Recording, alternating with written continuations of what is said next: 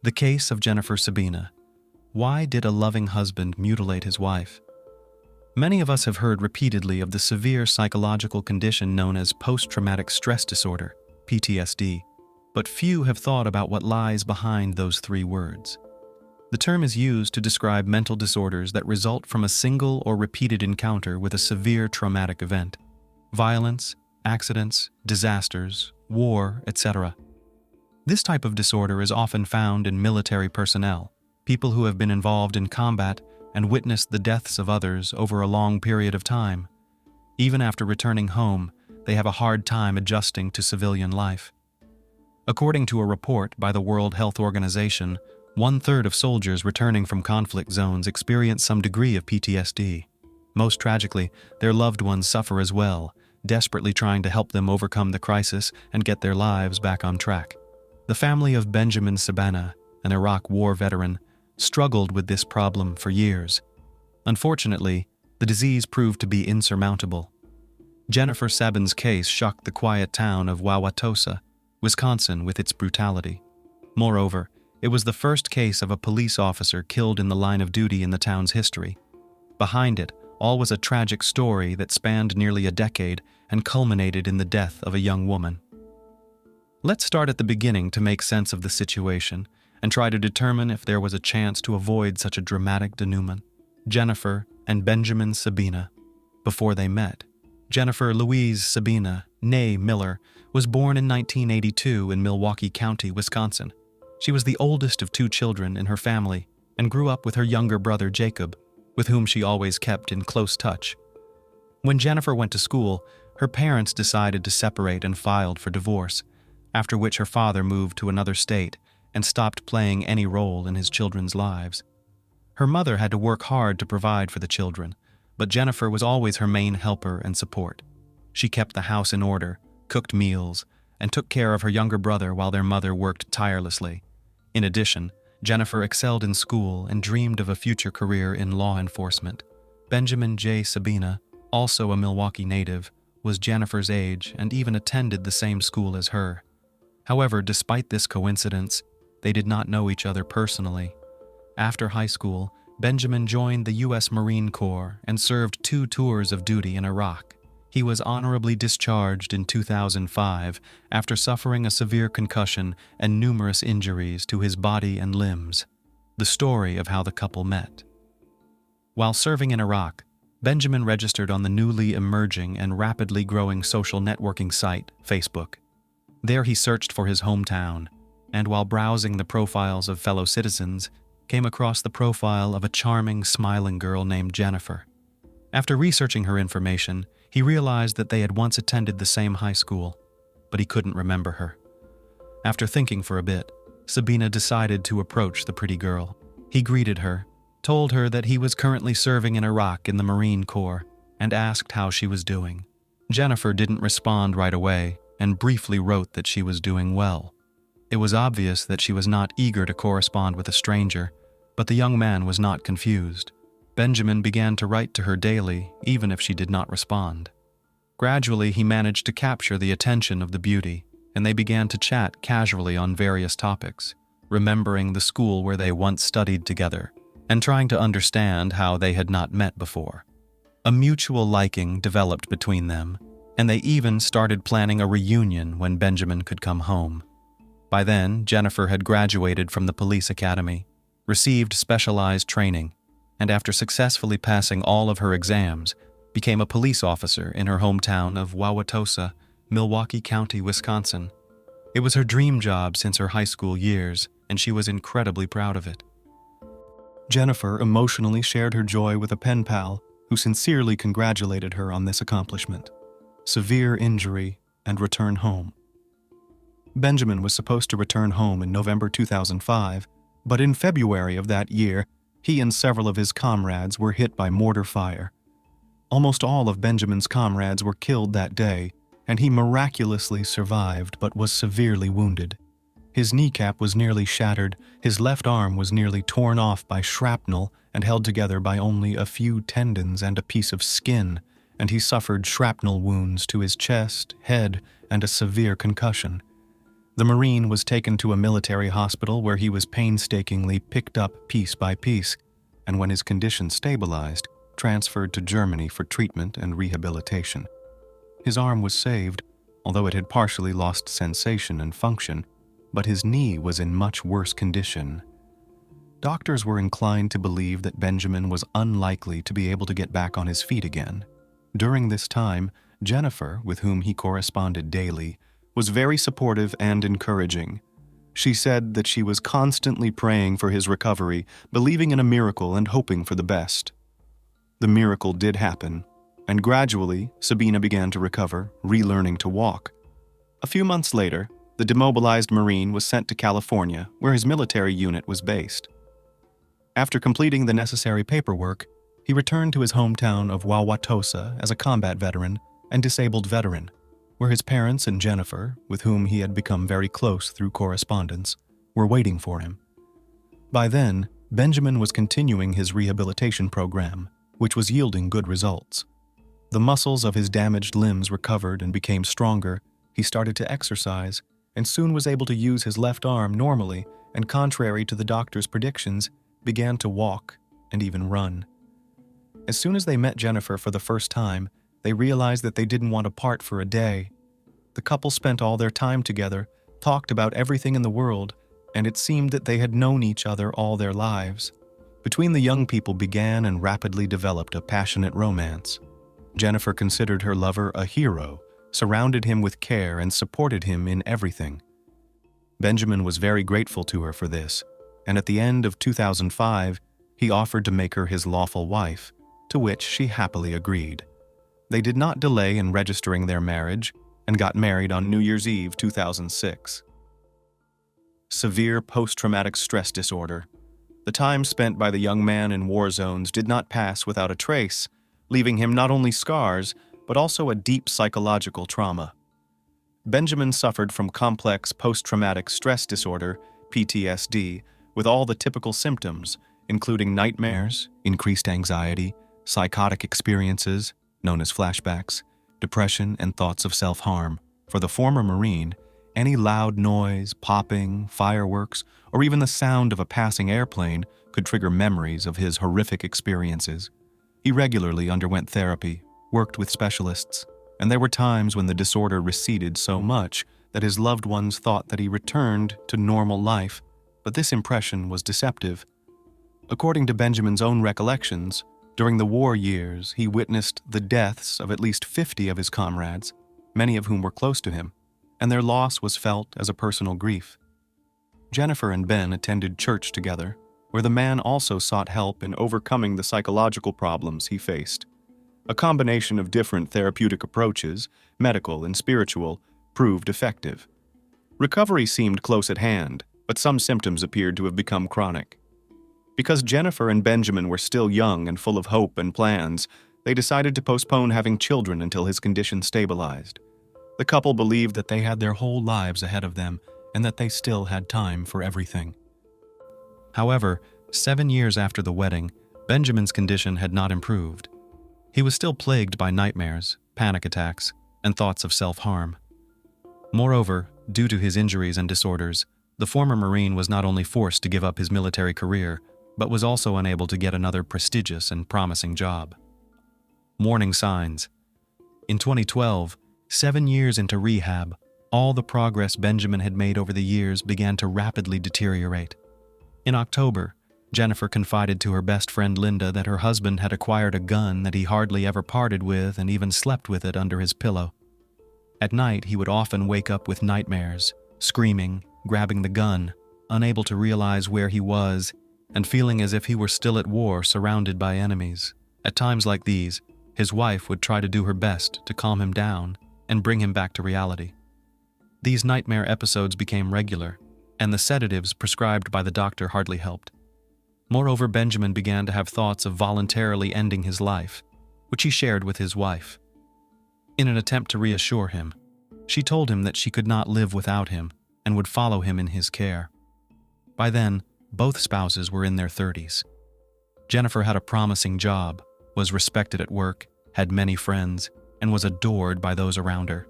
Benjamin had only a government-appointed disability pension. He socialized only with close relatives and parishioners, as the couple attended church services regularly. He had almost no friends, as people avoided and feared him because of his strange behavior and occasional bouts of aggression. Probably in addition to PTSD and depression, Benjamin was experiencing an impending midlife crisis. It seemed to him that everyone around him was moving forward, striving for something and achieving something, except for himself. Even his wife's care and support began to seem like a mockery to him, and he was tormented by feelings of guilt and shame for his own inferiority. In early December 2012, Jennifer was transferred to night shifts. She now patrolled the streets of Wauwatosa from dusk to dawn, maintaining order. She was very worried about this because her husband would be alone at night, and if he had another nightmare or memory, there would be no one to help him. As their 7th wedding anniversary approached, Jennifer was thinking of taking a vacation, planning a trip to the ocean for a change of scenery and relaxation. On December 17th, she shared these plans with a colleague, but these plans were not destined to come true because a week later there was a terrible tragedy that cut short the life of a young woman, a tragic incident in a quiet town.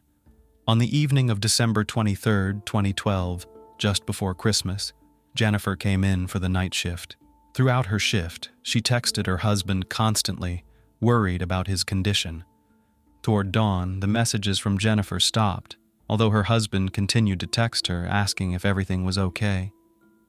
Early in the morning, at 5 o'clock, the dispatcher tried several times to contact Jennifer, but when the patrolman did not respond, he decided to track down the location of the squad car Jennifer was using. The car was found at the city's fire station, located just 5 minutes from the police department. Patrol officers often stopped by here to grab a bite to eat or write a report at the end of their shift. However, the officer was still unresponsive, which caused serious concern because it had never happened before. Dispatch sent another officer from the station to the fire station, where a horrible discovery awaited him. Jennifer's squad car was parked at the back door of the building, and just a few feet away, right by the exit, Jennifer lay lifeless on the snow-covered pavement in a pool of blood. She had suffered multiple gunshot wounds to the head at close range, and her face was virtually unrecognizable. The officer immediately reported the incident to the station, from where an investigation team was dispatched to the scene, as well as a medical team. Thus, on the night before Christmas, Officer Jennifer Sieben became the first police officer in the history of the quiet town to be fatally wounded in the line of duty. Suspicious widower. Around 6:30 a.m., Benjamin called the police station, inquiring how his wife was doing and why her phone was not answering. He was told that there had been an incident with Jennifer, without giving details, and was asked to come to the station immediately. He arrived less than half an hour later, looking anxious, but strangely, asking no questions. Benjamin didn't try to find out what had happened to his wife, whether she was hurt, or if she was even alive. He answered a few standard questions, telling what had happened the night before and where he had been while his wife was on duty. According to Benjamin, after his wife left, he went to the store briefly and spent the rest of the evening and night at home playing video games and texting Jennifer until she suddenly stopped responding. In the morning, he called the station and was asked to come in. At the time, he could not be charged, only questioned, standard procedure. However, the police noted fresh abrasions on his hands and dried blood on them. In response, Benjamin said he struggles with post-traumatic stress disorder and that pain often helps him come to his senses. When the former Marine was finally informed that his wife had been fatally wounded, he had a real breakdown. He jumped up, shouting that it couldn't be true, knocked over a table, and began pounding his fists on the wall. It took several strong officers to subdue and calm the distraught widower. Case investigation. At the crime scene, in the freshly fallen snow, there was only one set of footprints leading from the tire tracks to the back door of the fire station and back. This suggested that the perpetrator was alone, and based on the size of the footprints, it was an adult male. Ballistics analysis yielded even more intriguing results. 5 bullets were fired at the officer from 2 different weapons, the first from a 9mm handgun and the second from Jennifer's service weapon, which the perpetrator had taken with him. All of the bullets were aimed at the head. 2 in the back of the head and 3 in the face, indicating personal animosity, deep hostility, or a desire for revenge. However, the young woman had no enemies. Everyone who knew her personally loved and respected her, speaking of her only favorably. On the same day, footage from all the street surveillance cameras leading to the fire station was requested. As it turned out, there were virtually no cars on the roads of the small town in the wee hours of the morning. However, around 4 a.m., a black Toyota Prius with tinted windows and black rims pulled up to the fire station. At some point, the car disappeared from camera view, and a short time later, the same car was seen traveling in the opposite direction, heading directly towards Sabin's home. It is noteworthy that Benjamin arrived at the police station that morning in the same car for questioning, which removes all doubt. He was immediately followed, arrested as the prime suspect, and his house was thoroughly searched. The first thing investigators noticed was the holes in the living room wall. The drywall had been punctured, apparently by fists, and bloodstains were visible around the edges. It became clear that this was where Benjamin had gotten the abrasions on his hands, and it had happened no later than the night before. On the refrigerator door were colorful sticky notes that the couple used to leave messages for each other. If Jennifer's notes radiated love and care, her husband's were either dry and one-worded or so insincere that they seemed like quotes from romance novels. A shell casing from a 9mm pistol was discovered in one of the dresser drawers, and the weapon itself was soon found in the bedroom, in the bedside table on the side where her husband slept. The search for Jennifer's stolen service weapon took the police a lot of time and effort, but eventually the gun was found in a ventilation duct under the ceiling. Forensics confirmed that it was indeed the weapon used to shoot Jennifer. Benjamin's version. At first, after his arrest, Benjamin stuck to his original statement, claiming that he had not left the house and denying his involvement in his wife's death, insisting that he loved her and could not have hurt her. However, when he was presented with irrefutable evidence of his guilt, he began to sob and testify.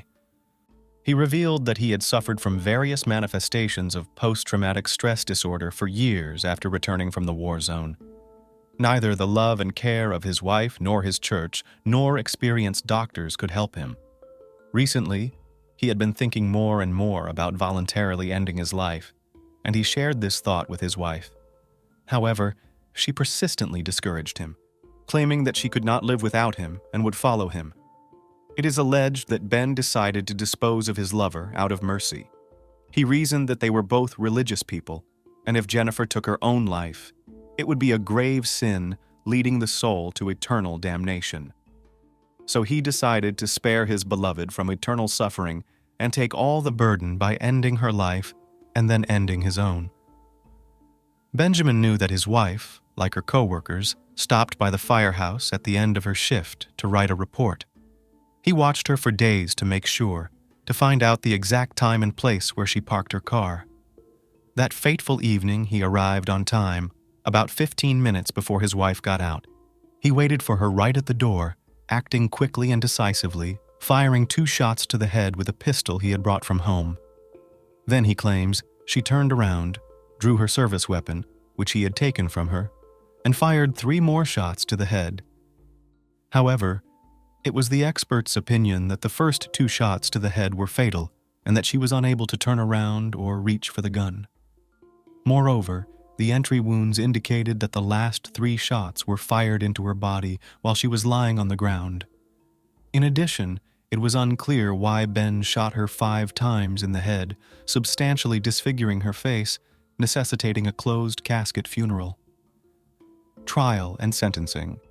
In the end, Benjamin fully pleaded guilty, but attributed his actions to a severe mental disorder, stating that he was not aware of his actions.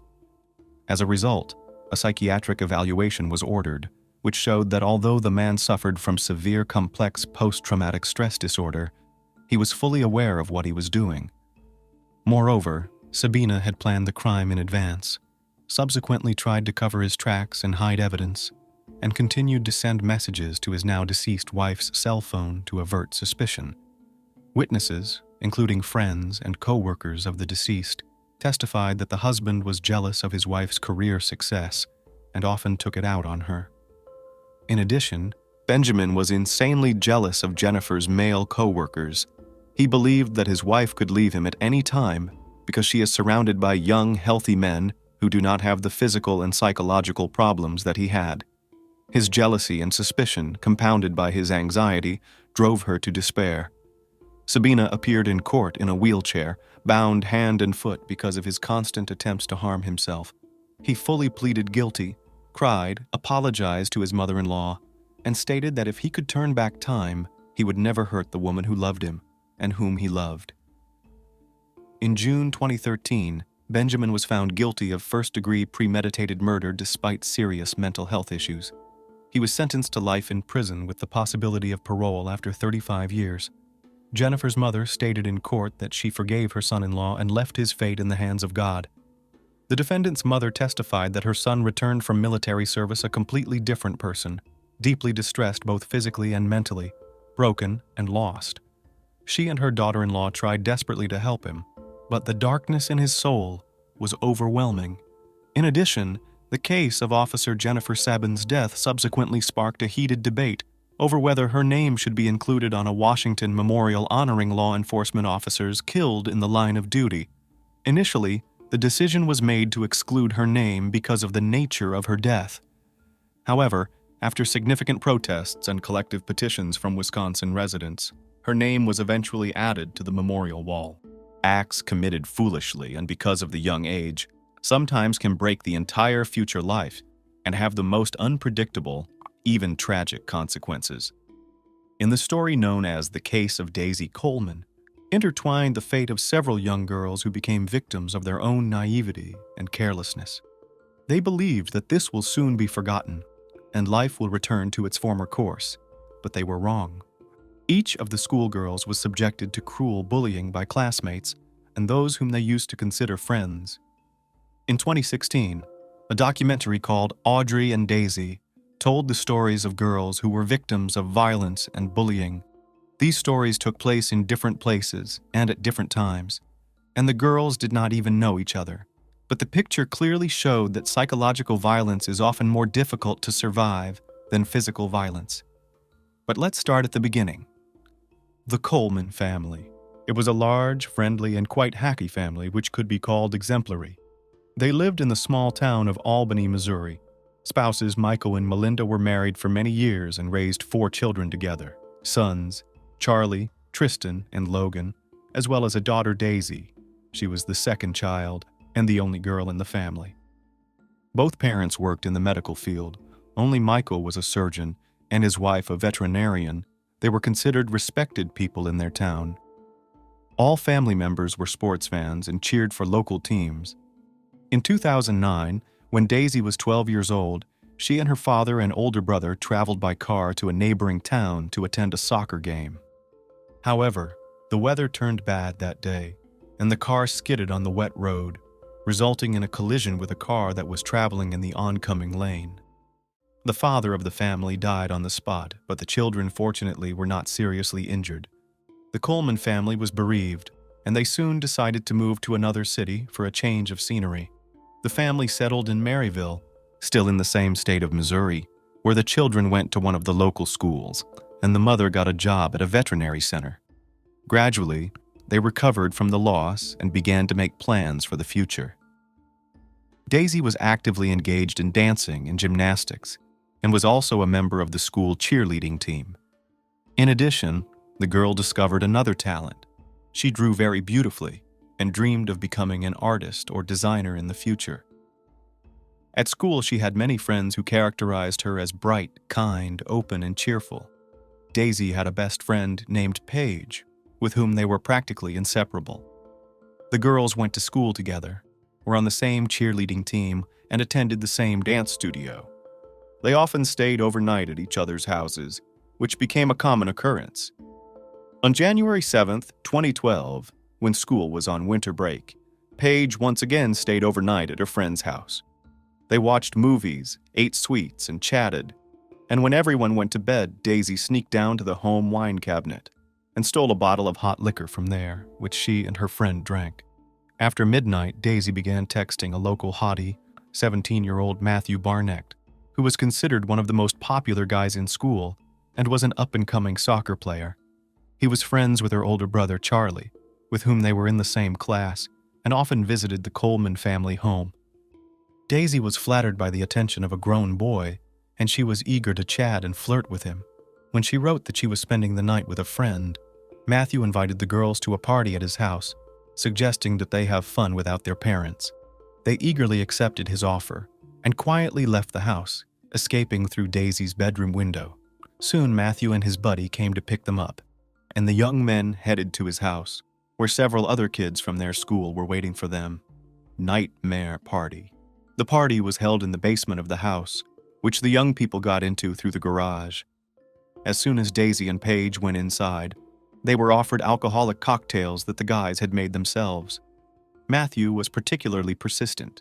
He poured Daisy one drink after another, and she drank it eagerly, trying to impress him.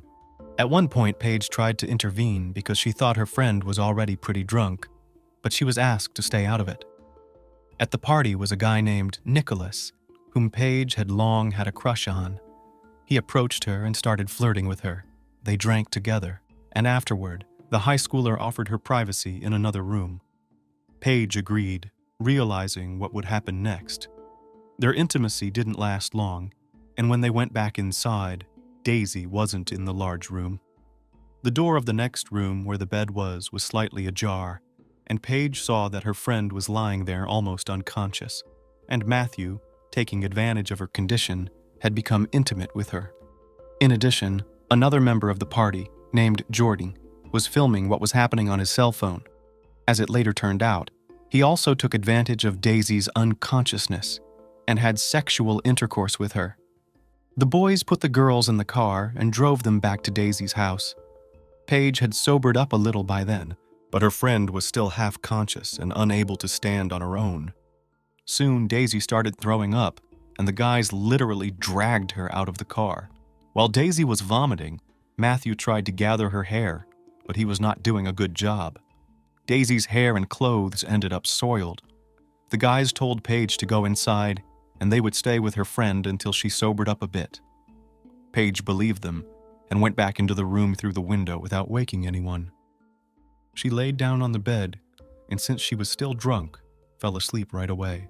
In fact, the boys tricked Paige, and as soon as she returned to the house, they left Daisy lying on the cold ground on a January night, having first taken off her jacket.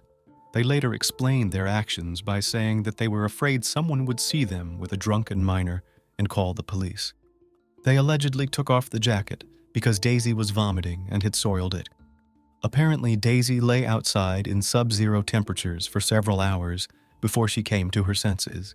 According to her recollection, at first she thought she was dead because she couldn't feel her limbs, couldn't move or scream. She was also not wearing shoes or socks, but no one could explain where they had gone. Her wet hair was frozen to the lawn, and she had to make an effort to lift her head and look around. Daisy crawled to the doorstep of her own house and slammed her hand on the front door several times. Somehow Maline's mother woke up from the noise and, thinking it was the dog asking to come inside, went to open the door.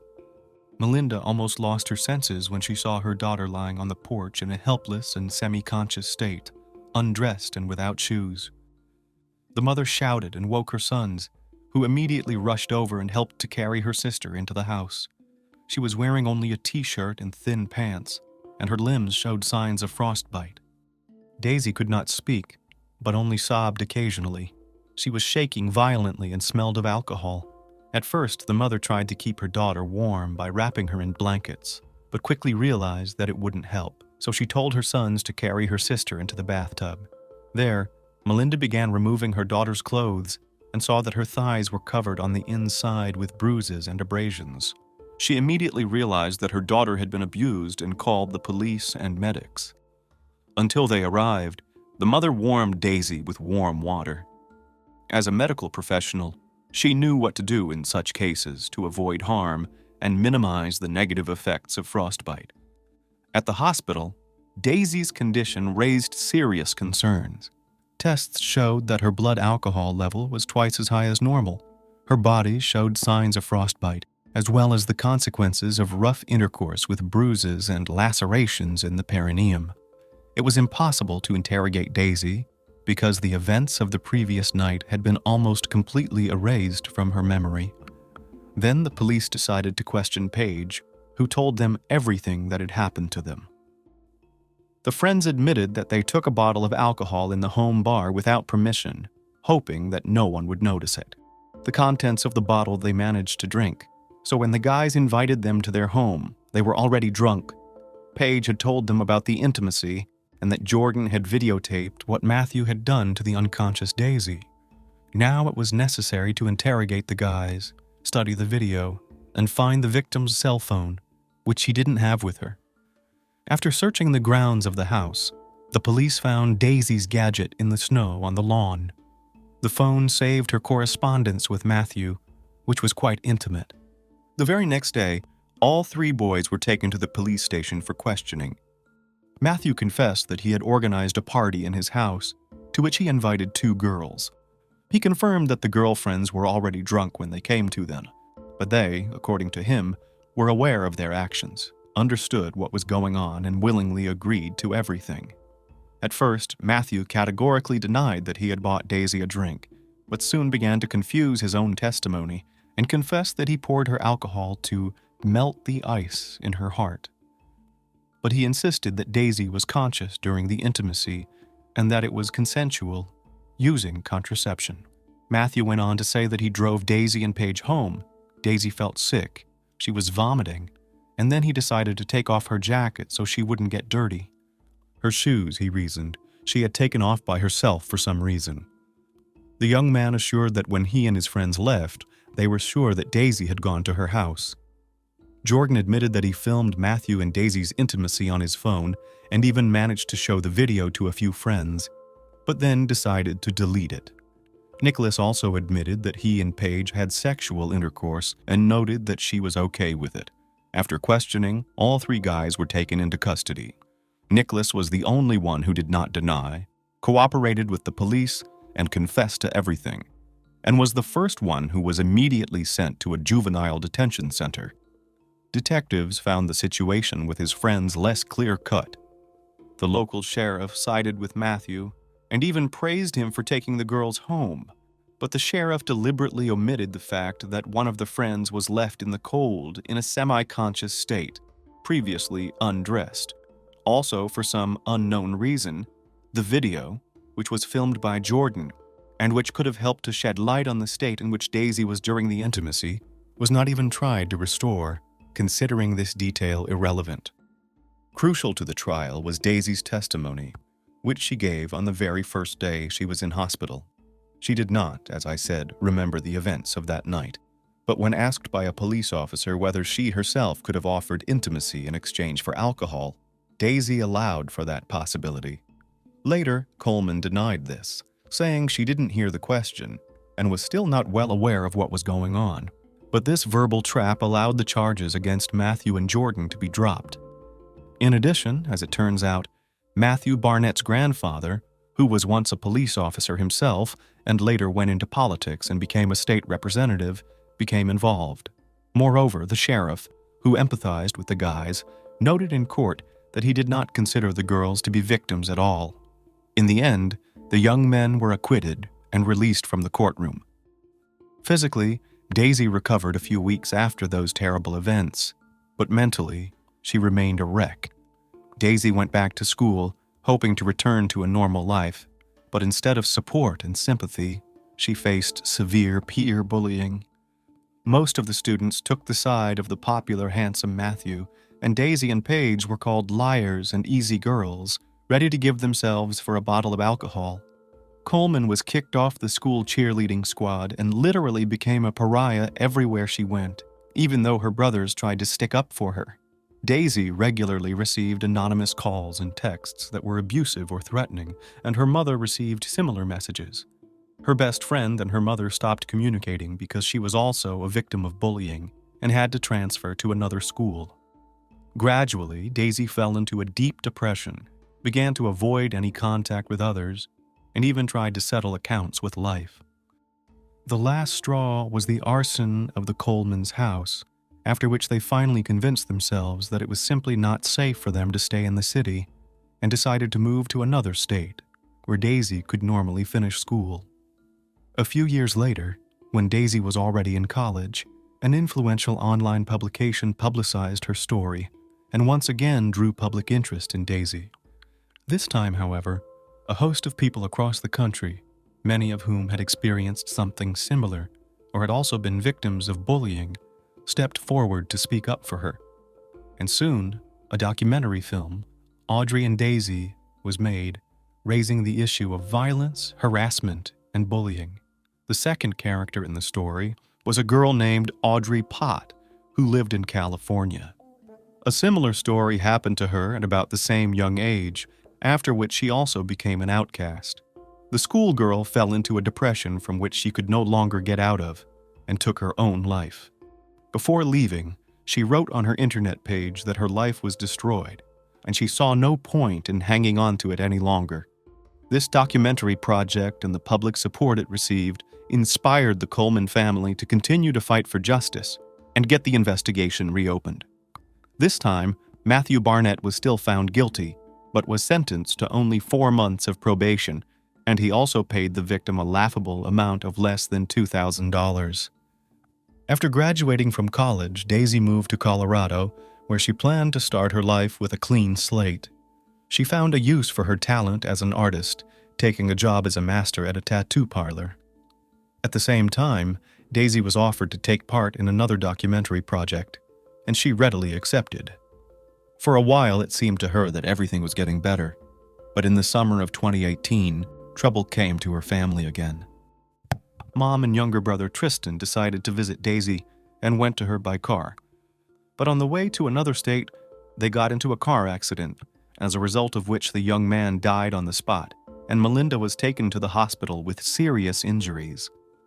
This tragedy undermined Daisy's already unstable emotional state.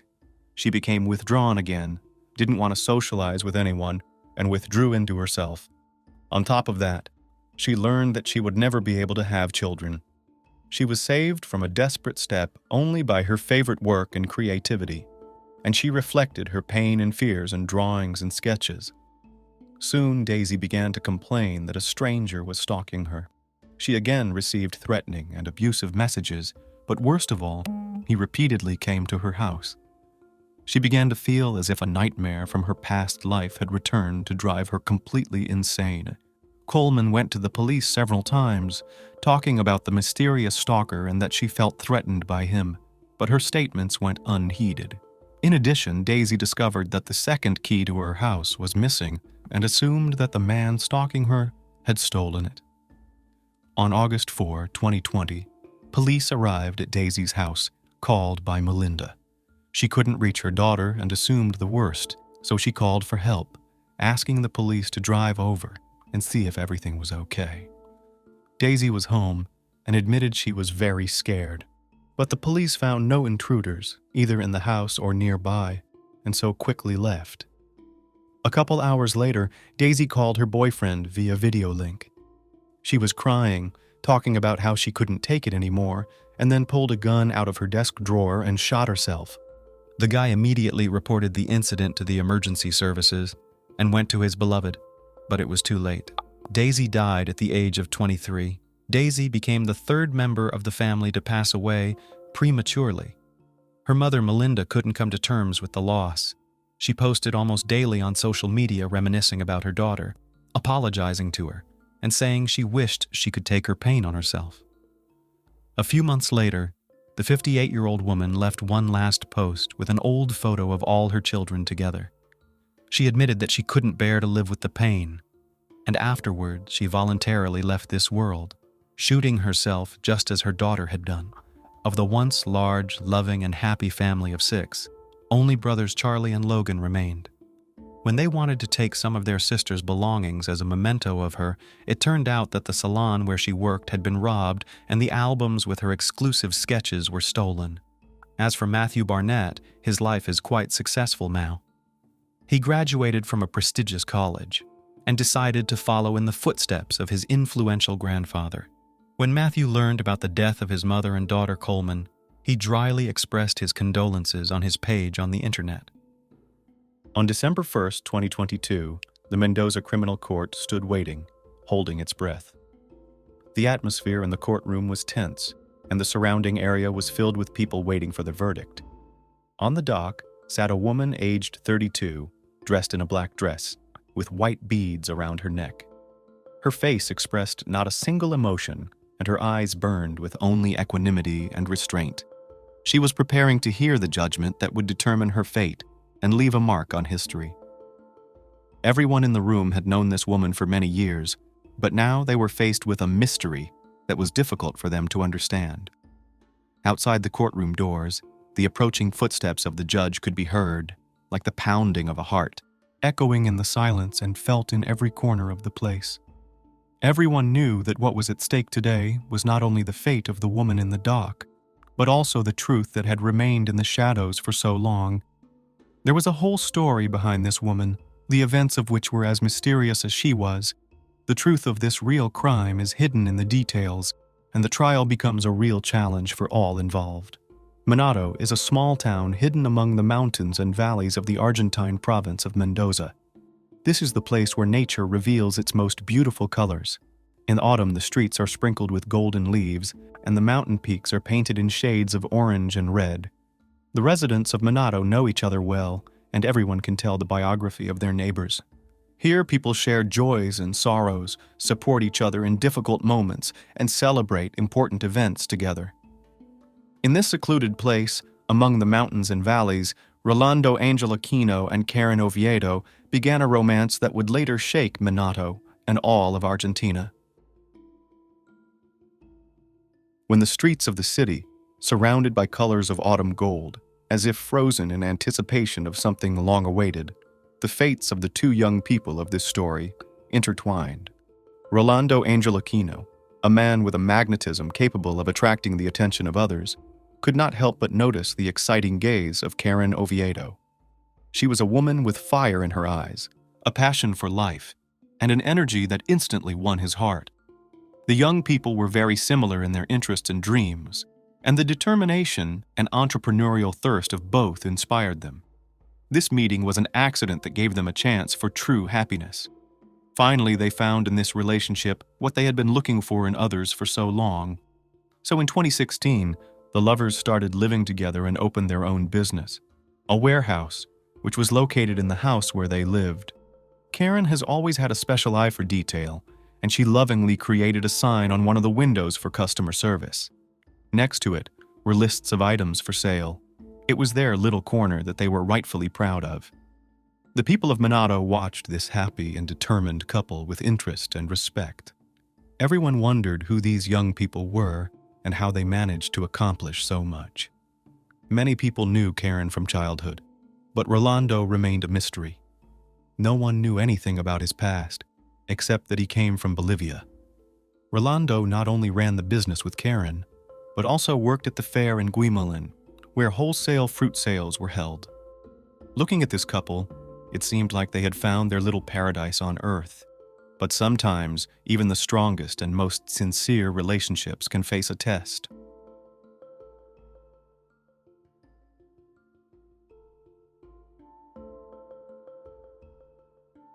One day, Rolando was taken aback when he caught Karen in the car with another man.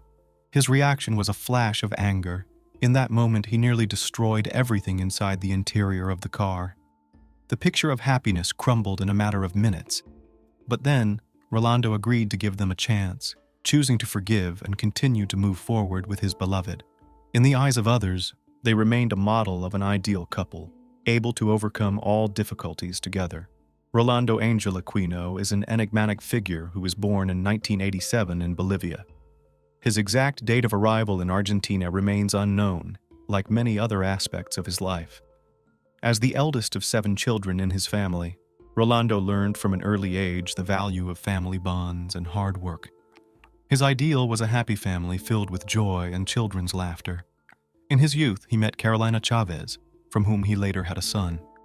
Despite the difficulties, the couple remained on good terms. Later in his life appeared Soledad Guardio, who gave him another son, Elias. Relationships with Soledad also did not work out. However, Rolando was always a devoted father who took care of his children. He kept in touch and always maintained a warm relationship with the mothers of his children. From a young age, Rolando was a physically fit man who took care of his health by playing sports and playing soccer for the local team. Colleagues and loved ones described him as a kind and very hardworking man. Neighbors in his neighborhood got along well with him, but Rolando always showed a distinct shyness in socializing. Karen was born March 30th, 1990, and spent her childhood and youth in Minato, in the same house where she and Rolando later established their warehouse. She was well known among the locals as an outgoing and open-minded woman. Like Rolando, Karen dreamed of a happy and successful family with a caring and devotedly loving man. However, it took her some time to find the one man with whom she could build her happiness. Before meeting Rolando, Karen had already attempted to create a happy relationship that resulted in the birth of two wonderful girls. One of her former partners, Raul Ojeda, became the father of one of them, and Karen married him in 2013. However, as time went on, that marriage was on the verge of breaking up. According to Raul, financial difficulties were one of the reasons for the conflict. Worried about his life and in search of new opportunities, Raul decided to leave his family.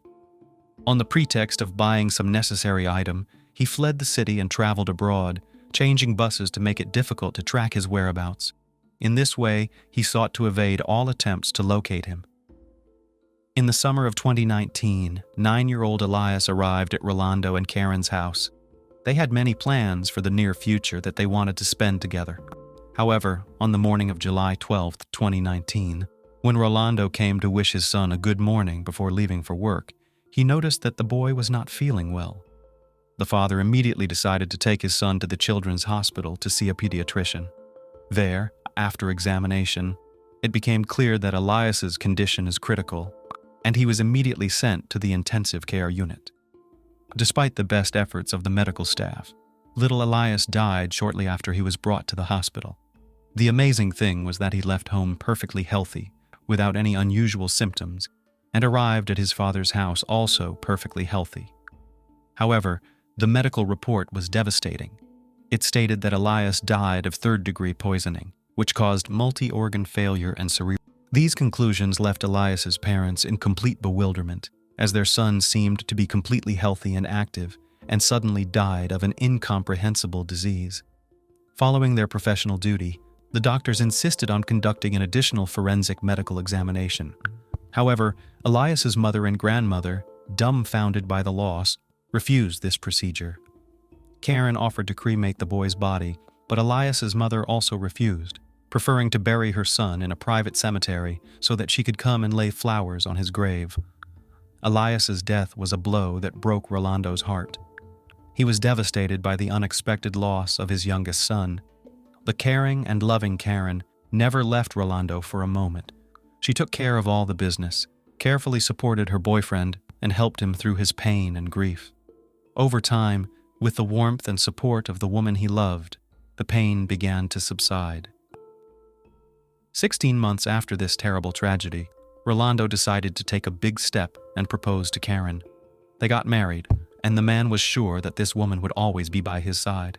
However, their happiness turned out to be short-lived.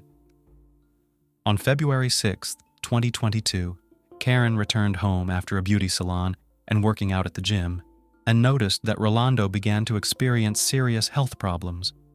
The next day, February 7th, she found a medical ambulance outside their home. Rolando, 35, suddenly felt very ill.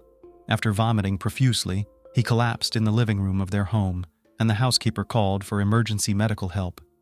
The doctors allowed Karen to pass to her husband. When Rolando was taken to the Santa Maria clinic, his condition was critical. Despite the efforts of the medical staff, the young man passed away on February 9th. But now the cause of his death was severe poisoning. Given that Rolando was a healthy man who was active in sports, the medical staff began to ask questions of his wife. Karen confirmed that Rolando was taking medication to remove dark spots on his skin. For specialists, this information was highly suspicious. Tests revealed a significant excess of calcium oxalate crystals in Rolando's system.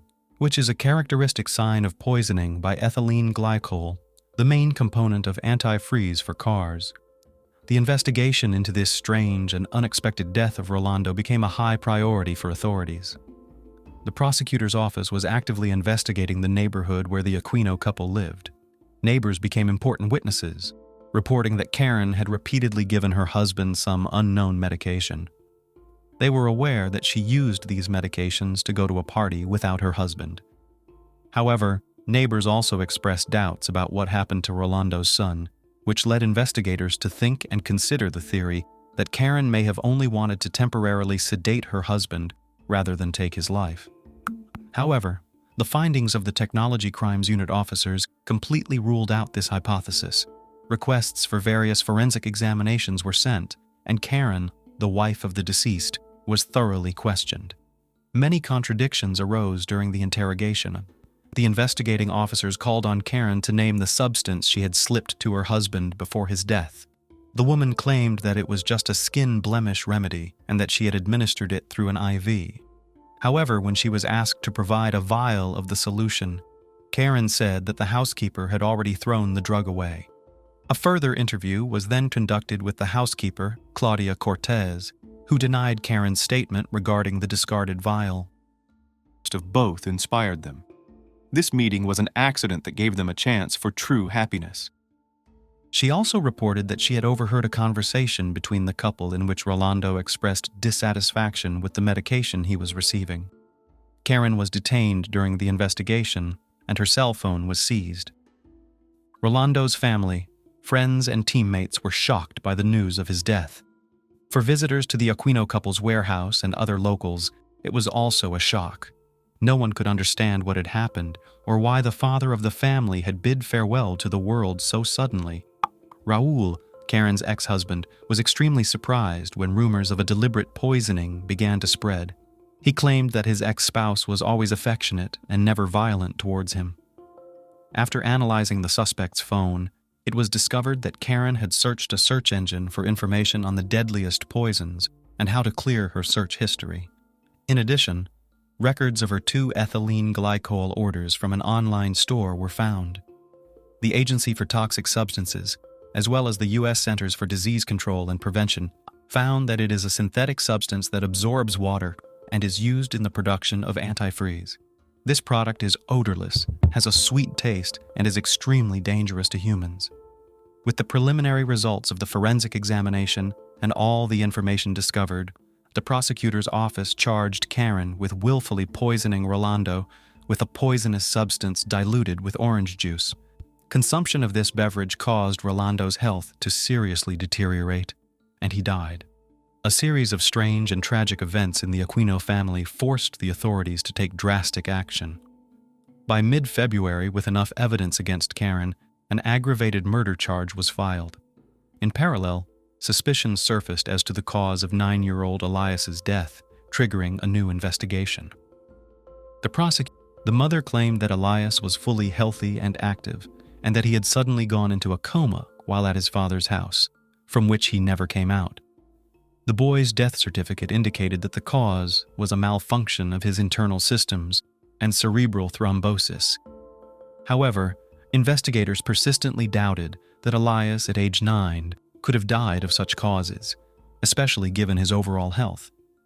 The prosecutor's office requested information about possible purchases of ethylene glycol and received a response confirming that Karen purchased the poison on July 2, 2019, shortly before the boy arrived at the Aquino home.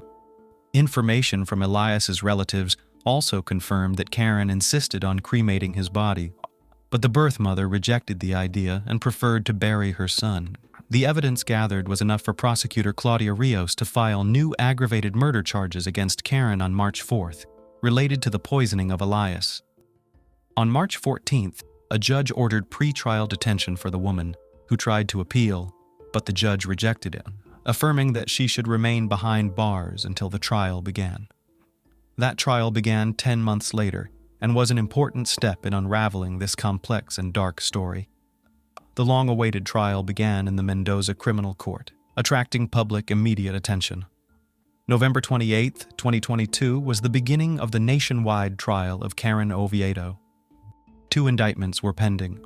The first, led by prosecutor Fernando Guzzo, concerned the murder of Elias, and the second, involving Claudia Rios, touched on the murder of Rolando.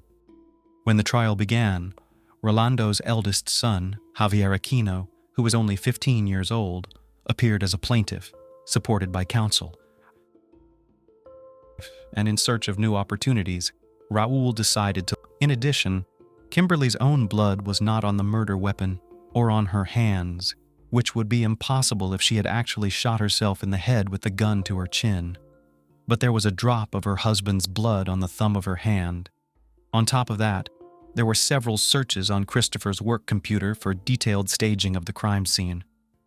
Kimberly's physician also testified at the trial, stating that the young woman suffered from insomnia, headaches, and high blood pressure, for which she was prescribed a number of medications, but that she had no bad thoughts or desire to harm herself or others. The defendant was found guilty on each of the counts charged. For such a horrific crime, Christopher was sentenced to 4 life sentences, 1 for each family member, with no possibility of ever being released. Shortly after such a harsh sentence was handed down, Vaughn unexpectedly stated that he remembered in great detail the events of that day and had not lost his memory at all. According to him, shots rang out after he left the car, but he did not immediately realize what was happening. Then he saw the bodies of the children, and at that moment, his wife shot him in the leg. She shouted that it was all his fault, and then put a bullet in his head. The new testimony of the convict had no effect on the verdict because it sounded more than ridiculous. However, Christopher's parents have been actively trying to justify their son in the eyes of the public. For several years, they regularly take part in all sorts of talk shows, give interviews and blogs and social networks, where they talk about how unhappy in marriage was their heir. They also systematically blame all the troubles on the Phillips family, whose members, according to them, from the very beginning, did not accept their son-in-law and did everything to turn his life into a nightmare. The prosecution decided to address several questions to Karen. Prosecutor Guzzo, focusing on key points, asked her if Karen had suggested that her son Rolando be cremated. To this question, Karen responded emphatically that the decision on this matter was not up to her, and she had never made any such suggestion. The prosecution called as witnesses relatives of the deceased to reveal further details of what had happened. Soledad, Elias's mother, told the court that after her son's death,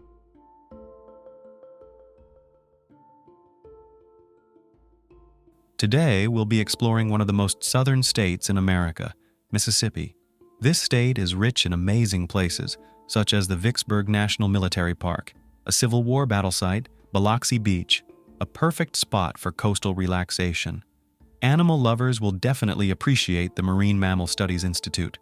History and architecture enthusiasts will be captivated by the town of Melrose, which boasts many stunningly beautiful homes. And undoubtedly, the Biloxi Lighthouse is an excellent place for photography. But the brightest star of the state is, of course, the renowned University of Mississippi, commonly known as Ole Miss, where our story unfolds. During the summer, when academic activities on the university campus come to an end, it becomes especially quiet. The few students who remain over the summer attend extra lectures during the day or prepare on their own for the next academic year, and in the evening, they invariably visit local bars and nightclubs. Among these students was Ellie Kostiel.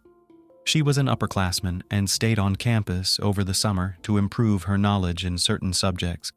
Recently, she passed an important exam for her class, Introduction to Retail, at summer school, and was planning to celebrate this with her friends. A small bar with pizza and daiquiris on Oxford Square is particularly popular among the youth, so it's always filled with people and resembles an eternal party. The dim light, loud music, and a rainbow selection of various drinks make it a place where bartenders know many of the customers by name. On the evening of July 19th, Ellie Kostiel met up with friends at this bar. They talked and had fun, but Ellie seemed tense and spent the whole evening messaging someone on her phone. Then she had a couple of cocktails and discreetly left. This was one of the last places where Ole Miss student Ellie Costiel was seen in public.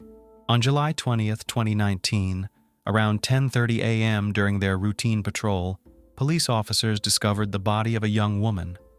It was found near an abandoned fishing camp by Sardis Lake, approximately 30 miles from the university. At the scene, the victim was found with 9 gunshot wounds to her back. Investigators collected 11 shell casings at the scene. A purse containing a driver's license and a student ID belonging to 21-year-old Alexandria Costiel, a University of Mississippi student, was found nearby on the roadside. Alexandria Costiel, affectionately known by friends and family as Ellie, was born on September 11, 1997, in St. Louis, Missouri. A blonde-haired little girl, she grew up surrounded by the care and love of her mother, Cindy, and father, Keith. Her parents supported all her endeavors in learning new things. Ellie excelled academically and in sports, participating in track and field and golf. She loved adventures and traveling, but her dream was to attend the University of Mississippi. This special place, with its traditions and new student life, was her dream destination. Her dream came true, and she became a student at the legendary Ole Miss. Ellie lived in a dormitory in Oxford, Mississippi, and was popular among her peers. Friends and relatives praised Ellie, describing her as a lively and energetic person who greeted everyone with a smile. The tragic loss was a shock to the close-knit community of the lovely girl and her fellow students at the University of Mississippi, as investigators worked tirelessly to uncover the facts. Ellie's father confirmed the tragic news of her death in a Facebook post on Sunday. Yesterday, on Saturday afternoon, the Sunset Hills, Missouri, police visited us and informed us that our beautiful dear Alexandria, our sweet Ellie, was the victim of a crime, wrote Keith Costiel. She was attending summer school and taught fitness at the University of Mississippi in Oxford, Mississippi. She graduated from Lindbergh High School in 2016. She was just 21 years old. "We are deeply saddened," said Interim Chancellor of the University of Mississippi Larry Sparks in a statement to Today. Ellie was a valued member of our student community. Lafayette County investigator Jarrett Bundren told CBS on Saturday morning, "A white female was found on the ground with multiple gunshot wounds to her back. I'm working on this case and it's heartbreaking, the girl who was shot so many times." According to sources, a local resident walking their dog reported hearing gunshots early in the morning between approximately 2:15 and 2:30 a.m.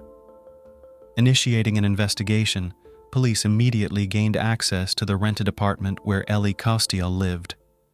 Although the victim's phone was missing, her Apple Watch was discovered in the room.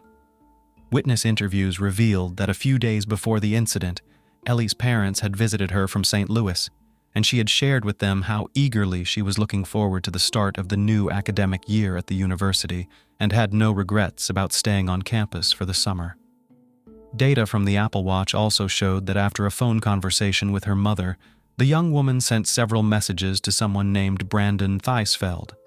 Upon examining the messages, detectives learned that 3 months prior to the incident, Ellie had shared shocking news with Brandon.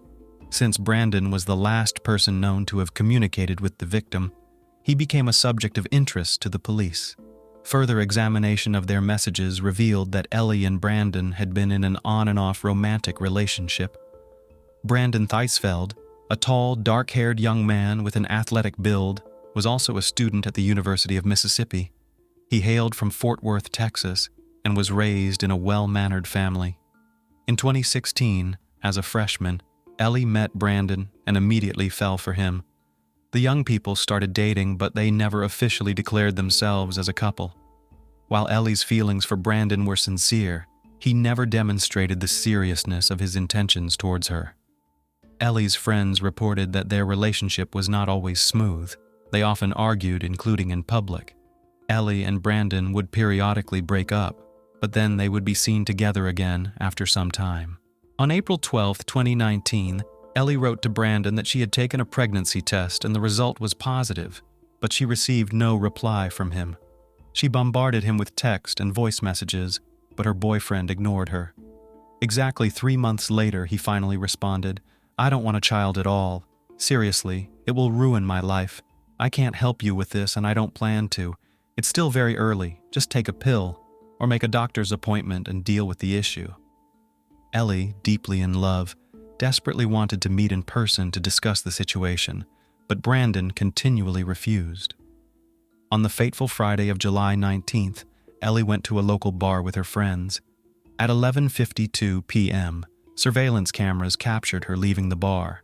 She got into a taxi and went home. About 30 minutes later, she received a call. It was Brandon. At 1:58 a.m. on July 20th, Ellie got into Teisfeld's car for her last ride. They headed to an abandoned fishing camp by Sardis Lake. According to police reports, the drive down the dark road to the location was supposed to take about 45 minutes. Witnesses reported clearly hearing gunshots in that area between 2:15 and 2:30 a.m. Investigators contacted Brandon Teisfeld on Sunday afternoon and asked him to come to the station to talk about Ellie Kostiel. He found some convincing reasons to avoid coming, but assured the detectives he would meet them on Monday at 8:30 a.m. on Monday, July 22, 2019. After Brandon Teisfeld failed to appear at the police station, investigators began to track his phone. Location data showed that Brandon was heading to his home in Fort Worth, Texas. Authorities issued a BOLO, be on the lookout, for his pickup, which had a distinctive license plate with TAC 3IT. They also alerted all nearby police stations, and the suspect was arrested when he stopped at a gas station in Memphis. 2 days later, 22-year-old Brandon Teisfeld was placed in a local jail and charged with homicide. Teisfeld's lawyer and father claimed he was innocent. As the Oxford community grappled with the violent loss of one of their own, Ellie Kostiel's death quickly captured the nation's attention. Reporters eager to learn more about the student and the person charged with her death flocked to Oxford from across the country. Brandon Teisfeld insisted on his innocence until the end, but the evidence against him was more than sufficient. During his arrest, a gun matching the caliber used in the shooting near the lake was found in his possession. His car contained stained clothing, later determined by forensic analysis to be bloodstains belonging to the victim. It was established that after July 12th, Brandon had left Oxford to go home to Texas to retrieve his father's gun, allowing the prosecution to argue that the act was premeditated. His internet search history contained queries such as abortion services and abortion pills. It was later found that each time he agreed to meet Ellie, he canceled at the last minute or failed to show up without explanation.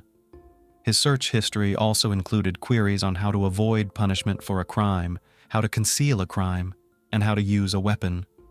A letter addressed to his parents was discovered in Teisfeld's apartment stating, "I am not a good person.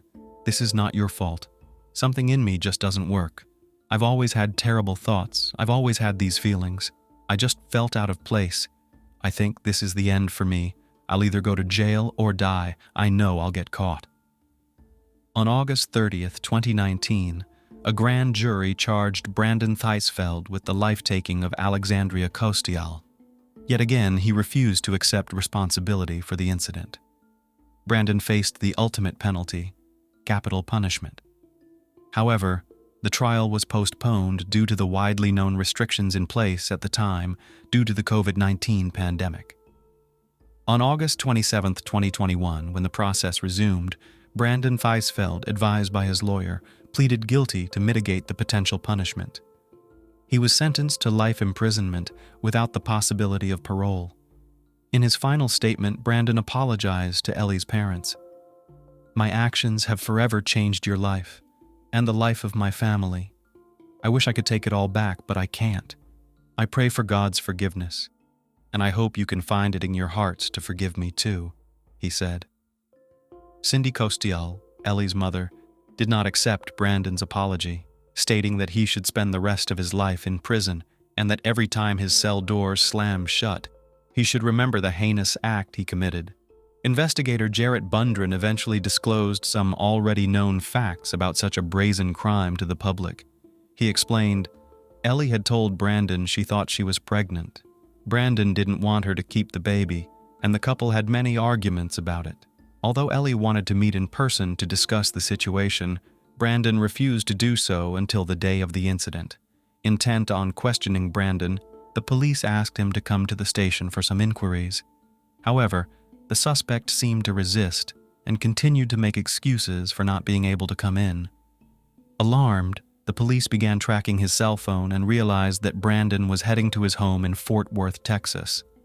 Immediately after locating Brandon, authorities alerted all police departments in the vicinity, and the suspect was arrested when he stopped to refuel at a gas station in Memphis. Upon his arrest, authorities found blood on him. Moreover, a pistol was found in his truck, the caliber of which matched the weapon used in Ellie's demise.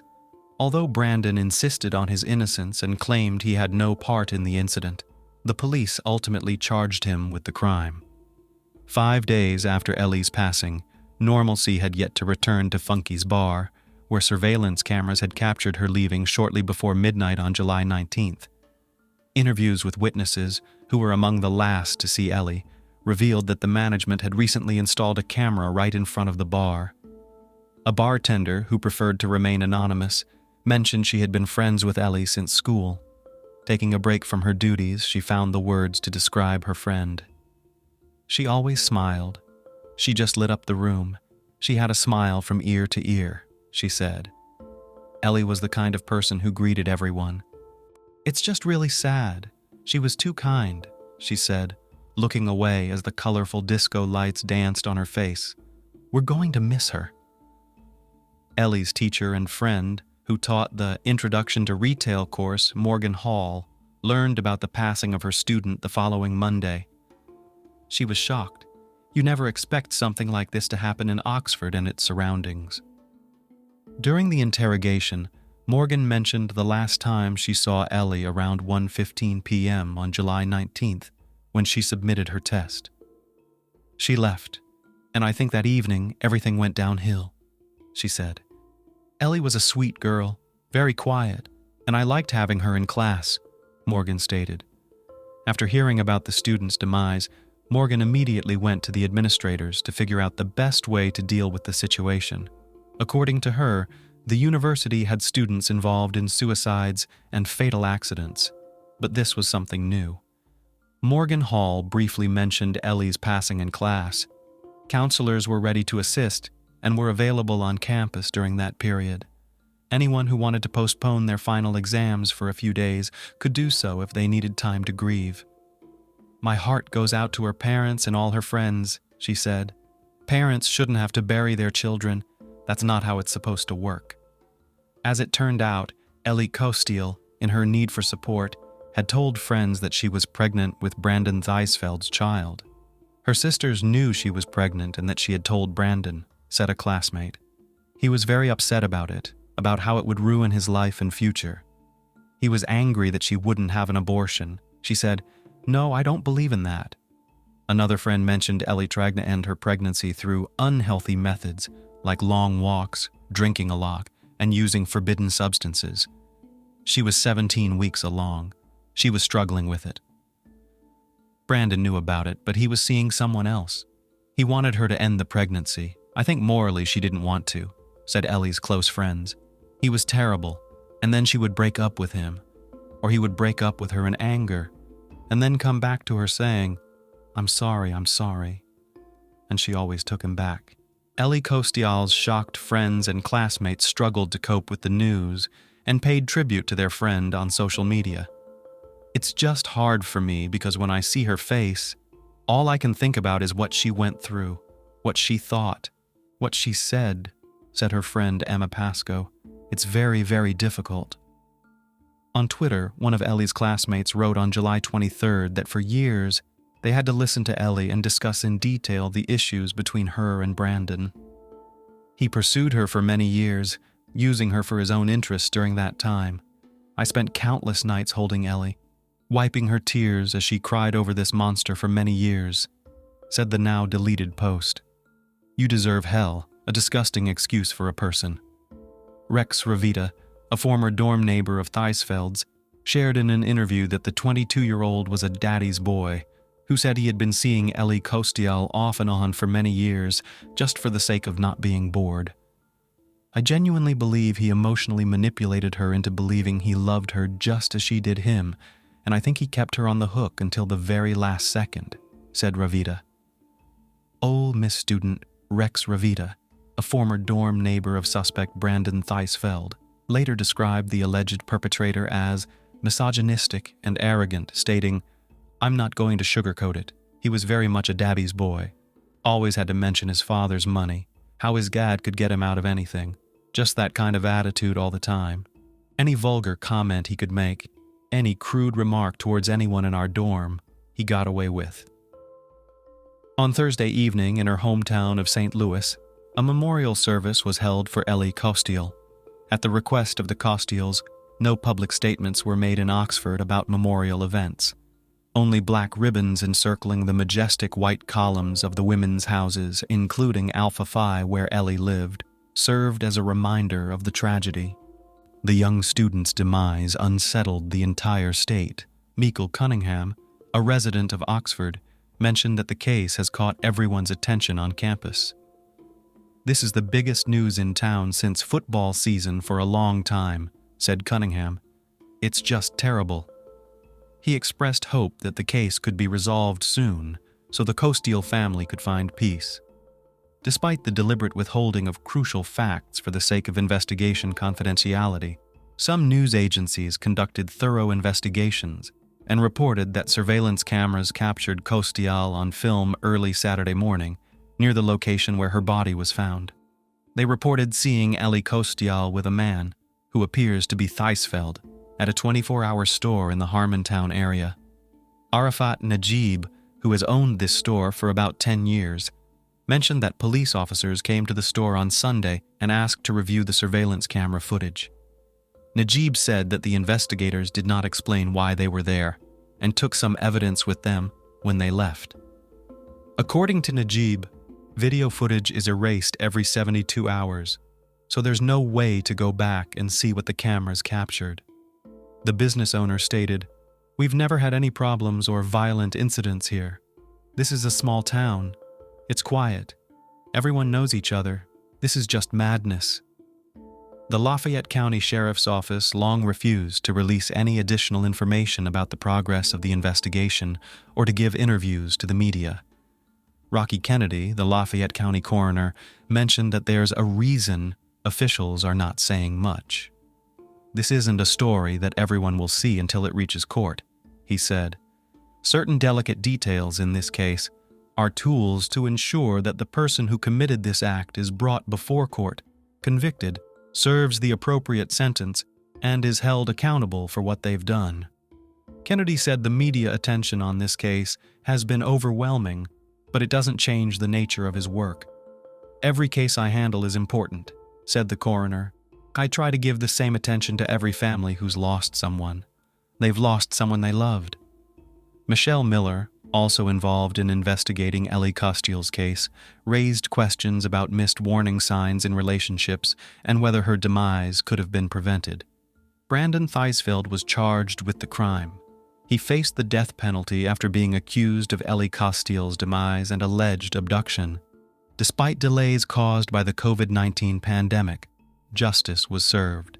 Eventually, in August 2021, he pleaded guilty to first-degree murder and received a life sentence. Judge Kelly Luther sentenced him to life imprisonment, and he will have the possibility of parole when he turns 65. Brandon Theisfeld is currently incarcerated in the Mississippi State Penitentiary in Sunflower County, Mississippi. At the trial, when the verdict was read, Brandon Theisfeld showed some emotions and sincerely admitted to his involvement in the demise of Ellie Costial. He acknowledged his guilt in the demise of Alexandria Costial and was very emotional when he apologized to both her family and his own. A significant fact in this case was the finding of the forensic examination, which established that Alexandria Costial had never been pregnant. We are left to speculate and ponder why a young and promising student at a popular university, who could have had a happy and fulfilling life, fabricated the existence of a non-existent child and spoke about it to all her friends for 3 months. It seems she sincerely believed in it and thought that this news would melt Brandon's heart and make it belong only to her. Unfortunately, a miracle did not occur. Her parents and friends are still mourning their dear Ellie. No story is more sorrowful in the world than the tale of Romeo and Juliet, concludes the Duke in the most famous story about two lovers. Yet in Shakespeare's tragedy, Romeo and Juliet end their lives by their own choice, while in our story, the young lover solves the problem differently. The creation of the Borden family began in Missouri. Michael and Catherine met in school. They were classmates. Michael was captivated by his blonde, radiant, and responsive classmate. In the upper grades, he tried various ways to get her attention. He helped with homework and invited her out for walks. This way, they became best friends and spent a lot of time together, learning lessons and sharing secrets with each other. Gradually, their friendship turned into something more, and they realized they were in love with each other. Michael invited Catherine on a date, where he first declared his love. After some time, the young people got married. The wedding was a beautiful and memorable ceremony, where Michael and Catherine promised to love each other in all life circumstances. After 10 years of marriage, the family moved to Lititz, Pennsylvania. Lititz was founded by members of the Moravian Church in 1756, and it was inhabited by descendants of Moravian communities. The primary population of the town were faithful families who sought refuge in their oasis from the horrors of modern life. Life in the town was quiet and peaceful. Many families belonged to the Christian Amish community and led a lifestyle befitting a believer. Their life was simple, with people trying to do without many modern technologies. The Borden family was deeply devout, so the choice of Lititz was no accident. This suburb seemed perfectly suited for the birth and upbringing of children. Life flowed so calmly that a new day was just like the last. This was precisely what the Bordens were looking for: complete family solitude and creation in solitude with God. Michael served in the local church community and taught lessons in Sunday school. Catherine primarily managed the household and assisted her husband in his work. In the community, Michael worked more for spiritual wealth. For everyday worldly needs, he had to work as a manager at a printing company. In the following years, they had 5 children, 3 boys and 2 girls. Most families living in Lititz were large, with some having more than 5 children. Hoping to shield their children from the hardships and dangers of the larger world, families regularly attended church, while local teenagers joined youth groups and were homeschooled. Interactions between families were limited to joint religious societies and celebrations. The family idol created by Michael Borden lasted for many years, with children being raised in faith and discipline. In the early 2000s, the eldest sons, having reached adulthood, went to university and moved to another city to study. This left 3 children at home who continued their homeschooling to the delight of their parents. Neighbors and the couple's few friends spoke highly of the children's upbringing and their diverse interests. Kara, Caitlin, and Daniel were exemplary, kind, and responsive. But it wasn't always this way. As the eldest daughter, Kara, entered her teenage years, it turned the family's traditional ways upside down. Despite her father's prohibitions, she began playing in the local soccer team, sneaking out to discos, and thoughtlessly doing everything she had been forbidden to do before. The young beauty's behavior deeply shook her father. Many hours of talks and instructions did not resonate in Kara's heart. Reasons for arguments appeared, which time and again led to the young rebel's escape. The girl openly showed interest in young men and sought relationships. Thus, in 2005, 18-year-old David and 14-year-old Kara met in a support group for students involved in homeschooling issues. The young people, with their passionate hearts attracted to all things forbidden, quickly established warm, friendly relations. Secretly from their parents, they agreed and created social media profiles, where they began actively exchanging messages. The correspondence was lengthy and very emotional. They exchanged well-encoded messages to keep their communications secret from everyone as long as possible. After a while, exchanging letters was not enough, and they began secretly meeting. At first, these were harmless walks in quiet, secluded places around the city. Then their friendly relationship evolved into a romantic one. They ran away together at night to discos and spent time together until morning. David was older and had already experienced first love and disappointment. Kara was so young that her new, bright feelings could hardly be contained. She didn't just walk, she seemed to fly, and the happy smile never left her beautiful face. Meeting David brought back the obedient Kara to her parents. Her father was overjoyed, believing that the teenage challenges were a thing of the past. But Michael was mistaken. Only the fear of being discovered by her parents quelled the girl's inner fire as she hid her love from them. This deeply saddened Kara. She knew what their reaction to such early relationships would be, as she had been instilled with entirely different concepts of possible love between a man and a woman from childhood, trying to protect her from such knowledge for as long as possible. Fearing their parents' negative reaction, the young couple carefully guarded their secret. But sooner or later, all secrets come to light. One day, unable to hold back, Kara shared her secret with her sister. She showed her a photo of David, shared how their relationship began, and that they were so in love and determined to be together against all odds that they were ready to run away. Her sister, fearful for Kara, told their mother about the planned elopement. Thus, the secret of the young lovers was revealed. One early morning, the young woman climbed through the window into the house and quietly, like a mouse, went up to her room. Elated, Kara was returning from another date with her David. She entered her room and froze. Her mother was sitting on her bed. Everything became clear without words. After breakfast, a conversation took place in which her parents forbade her any relationship with the young man. They were shocked, having shielded their children from violence, controlled substances, and other negative stories, that such misfortune had befallen them. Kara's father was so outraged and disappointed that he forbade her from leaving her room. That night, Kara Borden spent in David's house. At 5:30 a.m., the young lover dropped her off near her house. They agreed that as soon as Kara safely returned to her room, she would send him a text message. However, the awaited message never came. David called her home several times and sent a few messages on social media.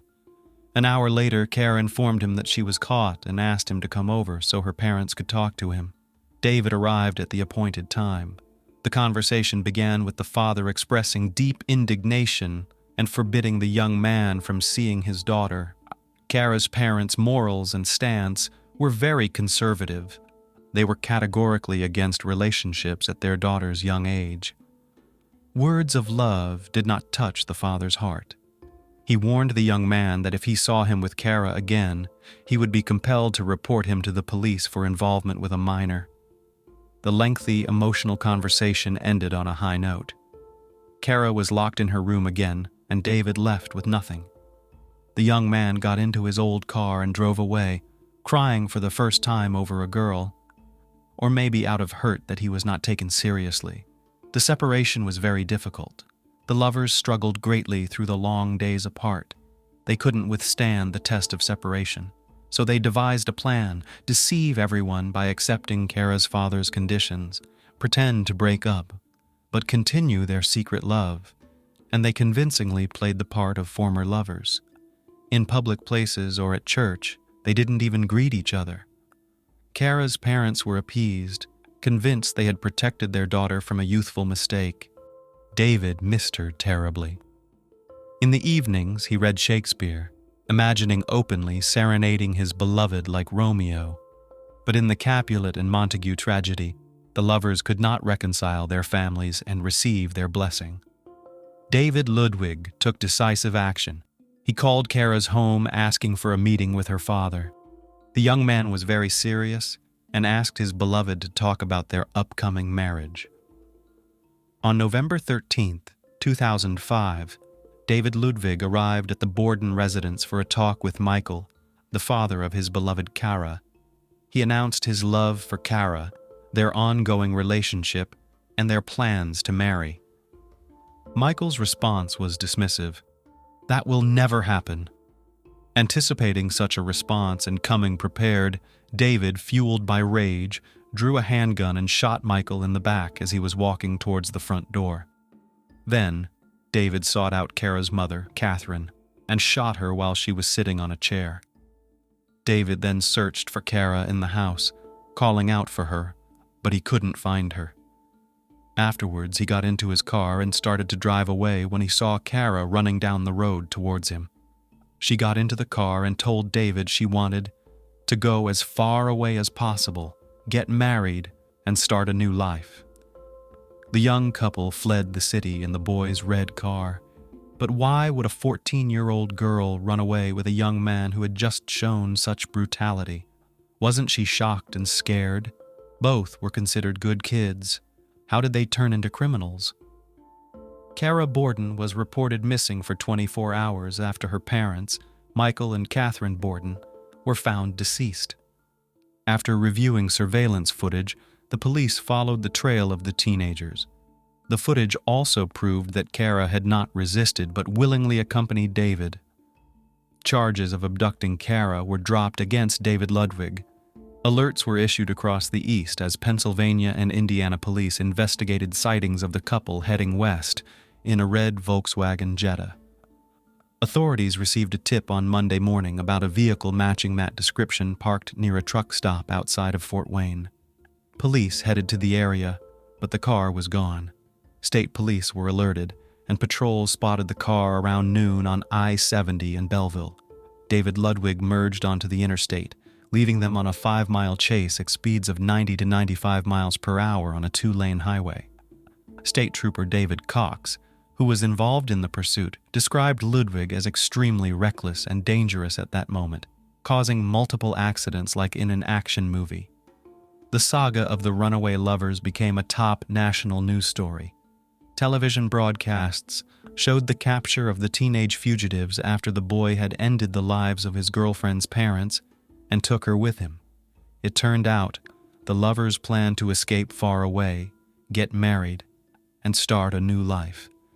The district attorney, commenting on the investigation, stated that the earlier abduction charge against the teenager would be dropped, but the charges for the demise of Michael and Catherine Borden would remain.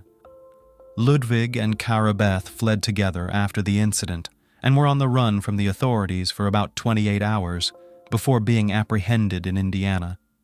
Kara Beth was not charged with any crime. David Ludwig was detained without bail on charges of ending lives and abduction. Kara Borden was taken into the care of relatives and church members. David Ludwig was arrested on November 14, 2005, after a high-speed chase ended with his vehicle crashing into a tree. He was charged with the demise of the Bordens following a prolonged dispute. 14-year-old Kara Borden faced no charges.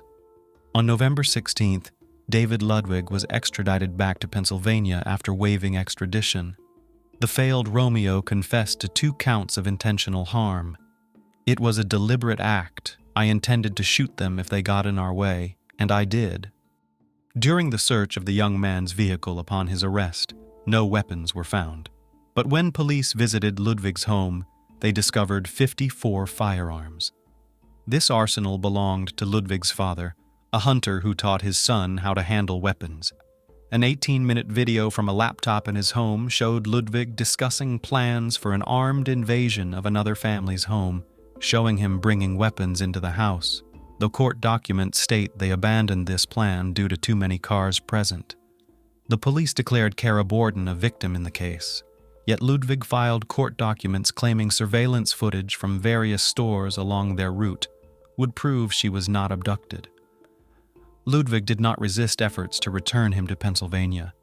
A Pennsylvania judge ordered him held without bail. He was not represented by an attorney during the charge presentation. A preliminary hearing was set for November 23rd. The trial of the young individual responsible for ending 2 adult lives in front of their children was brief, as detailed in court documents. Kara's 13-year-old sister, Caitlin, told investigators that her parents were shot after arguing with David for about an hour. According to court documents, Caitlin saw Ludwig shoot her father, then ran to the bathroom where she heard a second shot, presumably the one that took her mother's life. Ludwig then ran through the house calling for Kara, she told investigators. The couple's 9-year-old son ran to neighbors who called 911, reporting the tragic event. In June 2006, David Ludwig entered a plea agreement with District Attorney Donald R. Tugtaro, who had sought the death penalty as punishment. Thus, Ludwig pleaded guilty to 2 counts of first-degree perpetrating, among other charges, and was immediately sentenced to 2 consecutive life sentences of 9.5 to 19 years, and was also ordered to pay $125,000 in restitution. Since 2006, Kara Borden has been under guardianship, represented by a legal counsel. In written statements published on November 22, 2005, the abduction charge against David G. Ludwig was dropped. The court concluded that Kara Borden left with Ludwig of her own free will. Ludwig's lawyer reportedly stated that Kara voluntarily accompanied David during their journey through 3 states, and surveillance recordings show that Borden had ample opportunity to escape. Kara admitted that she ran after Ludwig as he left her house.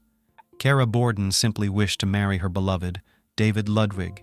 Kara Beth has been identified as a victim in this tragic situation, and thus the District Attorney of Lancaster County did not levy any criminal charges against her.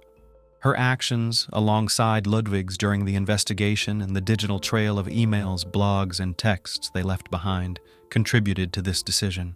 At a solemn memorial service held at Lancaster Bible College, Kara Beth, amidst her siblings, mourned the loss of her parents.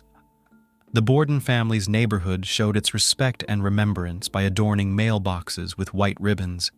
The loss left 5 children without the guidance and love of their parents. George Landis, an elder from the Monterey Chapel, reflected on the incident by saying that the purpose behind such loss is known only to God, reassuring that Mike and Katie are in a better place.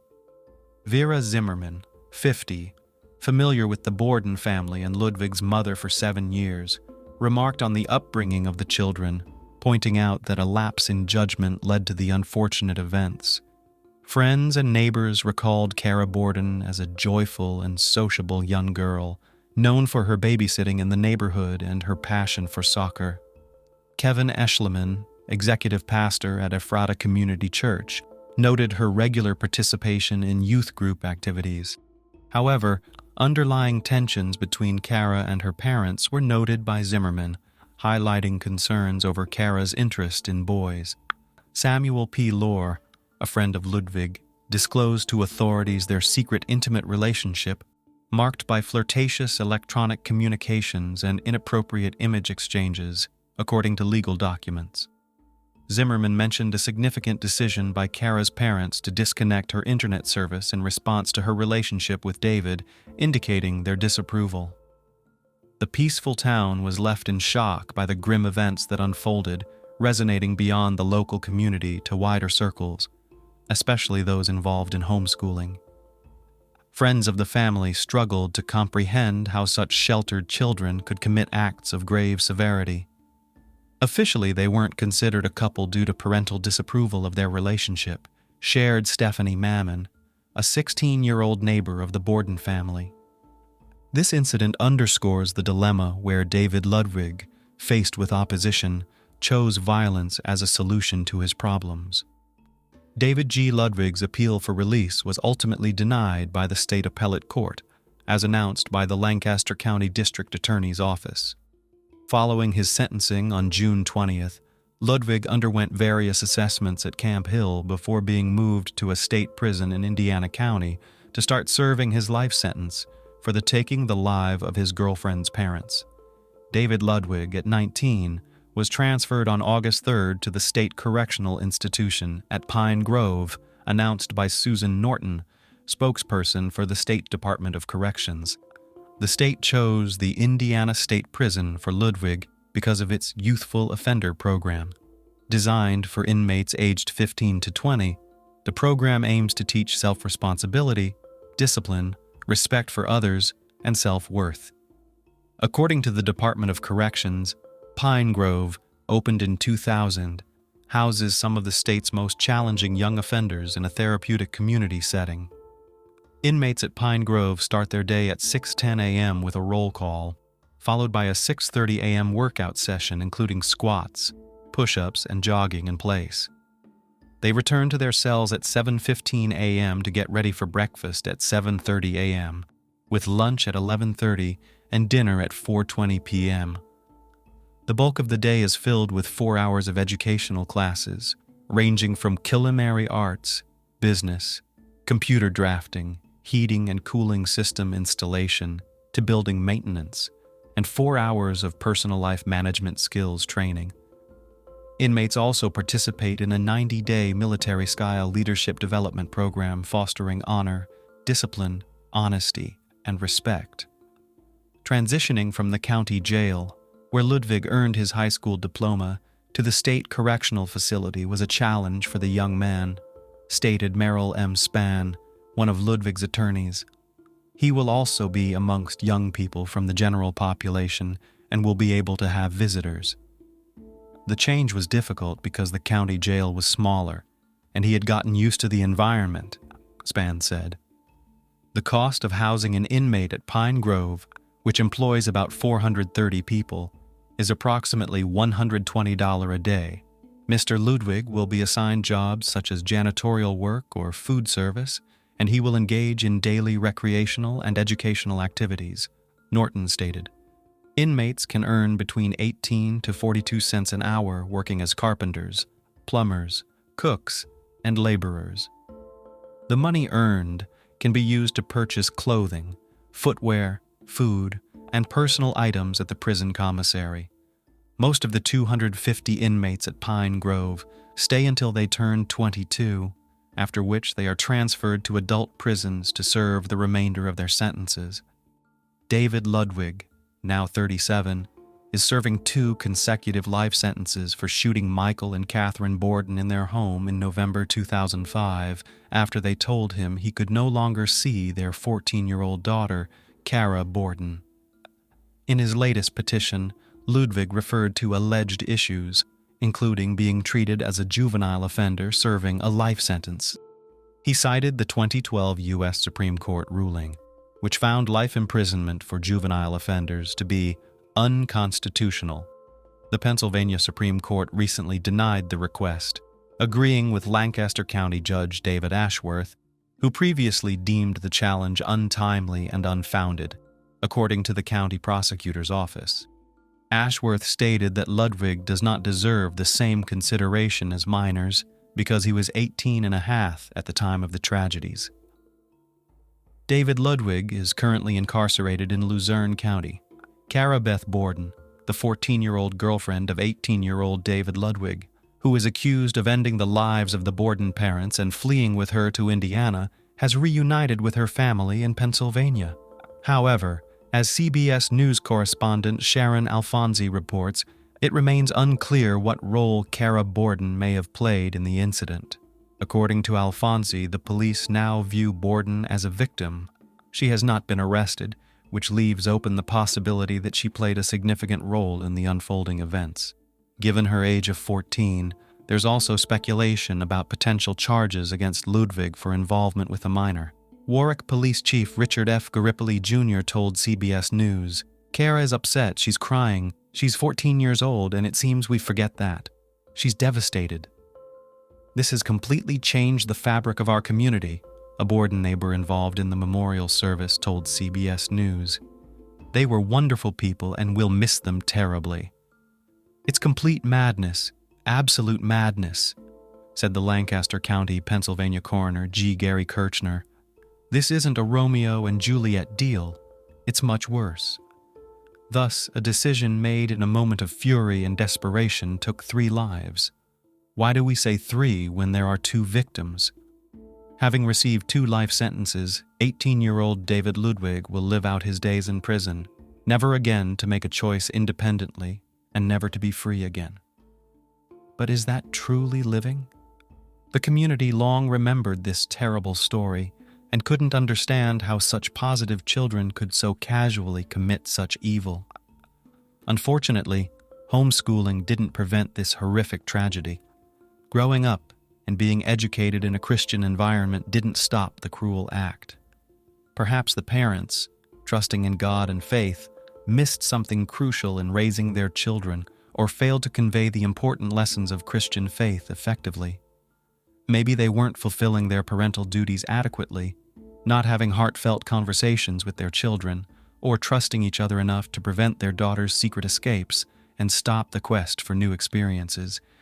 Perhaps it would have been better to allow the children to live without mentioning the Almighty, still sharing with their children the life they themselves had lived at a young age, where there weren't so many restrictions and deprivations. Deciding for the children, parents eventually faced disappointment from the decisions made later on. We can only speculate what might have prevented this tragedy. From all we've learned, one thing is clear: violence always leads to more violence. When we're taught to live with violence, we become good as long as we're coerced and accepted as part of life. The more we practice, the more we endure, and then use violence to solve our problems. Unfortunately, much of this acceptance of violence comes from Christian homes, but such violence is entirely against Christian teachings. In November 1997, the Nists from Trenton, New Jersey, were gearing up for their annual cruise tradition, a practice they had cherished since their wedding 6 years prior. Julie, 29, and her husband Tim, 40, decided to switch things up this year, celebrating Christmas during their voyage. Their main goal was to strengthen their bond, so they left their 1-year-old daughter, Katie, with grandparents and headed to San Juan, Puerto Rico on November 1st to board their cruise ship. George Skiadopoulos, a crew member, was immediately struck by Julie's vibrant and attractive presence. Teased by a colleague that she was out of his league, George wagered he could romantically engage with Julie. Although just a junior engineer, 22-year-old George, freshly out of college, carried himself with enough poise to intrigue Julie. He misrepresented himself as the captain, exaggerating his age to 28 and fabricating achievements to impress her. Julie and George quickly grew close, meeting daily on deck, engaging in captivating conversations. Julie, swept up in the cruise's romantic ambience and George's charismatic tales, didn't realize his true identity. Tim, accustomed to his wife's sociable nature, observed their interactions but felt no jealousy. One evening, amid a lively party on the ship, George invited Julie for a tour of the ship. Initially hesitant, she eventually agreed. In the deserted engine room, a spark ignited between them, culminating in a kiss. However, their relationship did not progress beyond kissing for the duration of the cruise. Back home, Julie confided her feelings to a family friend, Tony, expecting her attraction to fade since she and George would likely never meet again. Unexpectedly, George, the captain, sent Julie a message. Their daily phone conversations soon followed, with George insinuating that Tim wasn't worthy of her. Tim occasionally caught them talking, but trusted Julie enough not to probe further. Torn between her stable family life and the thrilling new emotions George stirred in her, Julie became distant from friends and even cold to her daughter. Concerned, Tim noticed the changes in her. Hoping to rekindle their connection, Tim planned a surprise 30th birthday party for Julie on January 3rd, 1998. It was a lavish affair attended by many friends. Julie's request for another cruise on a specific ship and date was her ploy to reunite with George. Reluctantly, Tim agreed, and they embarked on February 13th. On that voyage, during a dark night, George won the bet he had made with his crewmates. Julie's intimate encounter with George during the cruise left her head over heels. Back home, she excitedly confided in Tony, a close family friend and godfather to her daughter, Katie. Tony struggled with the burden of keeping her secret, later admitting this to Julie. Despite the risk of exposure, Julie decided to secretly meet George, for whom she yearned intensely. She concocted a family vacation pretext, bringing along her mother and daughter. Julie had to confess her secret affair to her mother, facing her disapproval, but she was undeterred. Initially, they went to Florida, but on March 26, 1988, Julie left her mother and daughter behind to continue her romantic escapade with George in Puerto Rico. Upon returning, Julie's communication with George became almost public. They talked incessantly on the phone and exchanged risky love letters via email. Julie even recorded videos showcasing her life for George, all under her husband Tim's nose, with whom she continued to live and spend his money. She also resumed partying and drinking. Tim couldn't help but notice the changes in their family dynamics and suggested seeing a marriage counselor after 7 years of marriage. During their first session, Julie announced her desire for a divorce, which Tim opposed due to their shared business interests that were generating significant income. Julie knew she needed finances for her plan to move to Greece with her daughter and start a new life with her lover, who was due to serve a compulsory 20-month military service in Greece. Julie attempted to help him flee and secure a U.S. But she lacked sufficient funds. For her new boyfriend, Julie began a fitness regimen, experiencing sleep issues and resorting to strong sleeping pills. Amid emotional turmoil, she also started taking antidepressants. George, learning about this, was furious and forbade her from using them. Julie lost about 10 kilograms, aiming to return to modeling to earn money, but George, unlike Tim, was intensely jealous and did not support this idea, forcing Julie to abandon her plans. Almost everyone, including Cheryl, who once helped Julie enter the modeling industry, disapproved of her relationship with the Greek man. They had witnessed the evolution of Julie and Tim's life since they first met at an exclusive yacht club party in July 1989. Tim, 11 years her senior, was a successful businessman with his own company and a new yacht. He had established his landscape design company in the early 80s, flourishing alongside the U.S. real estate market boom. Initially, their relationship thrived, but Julie's jealousy was evident. Once, Tim waited for her at a bar with another woman, and upon Julie's arrival, she assaulted Tim, leaving a bruise on his face, and attacked the woman.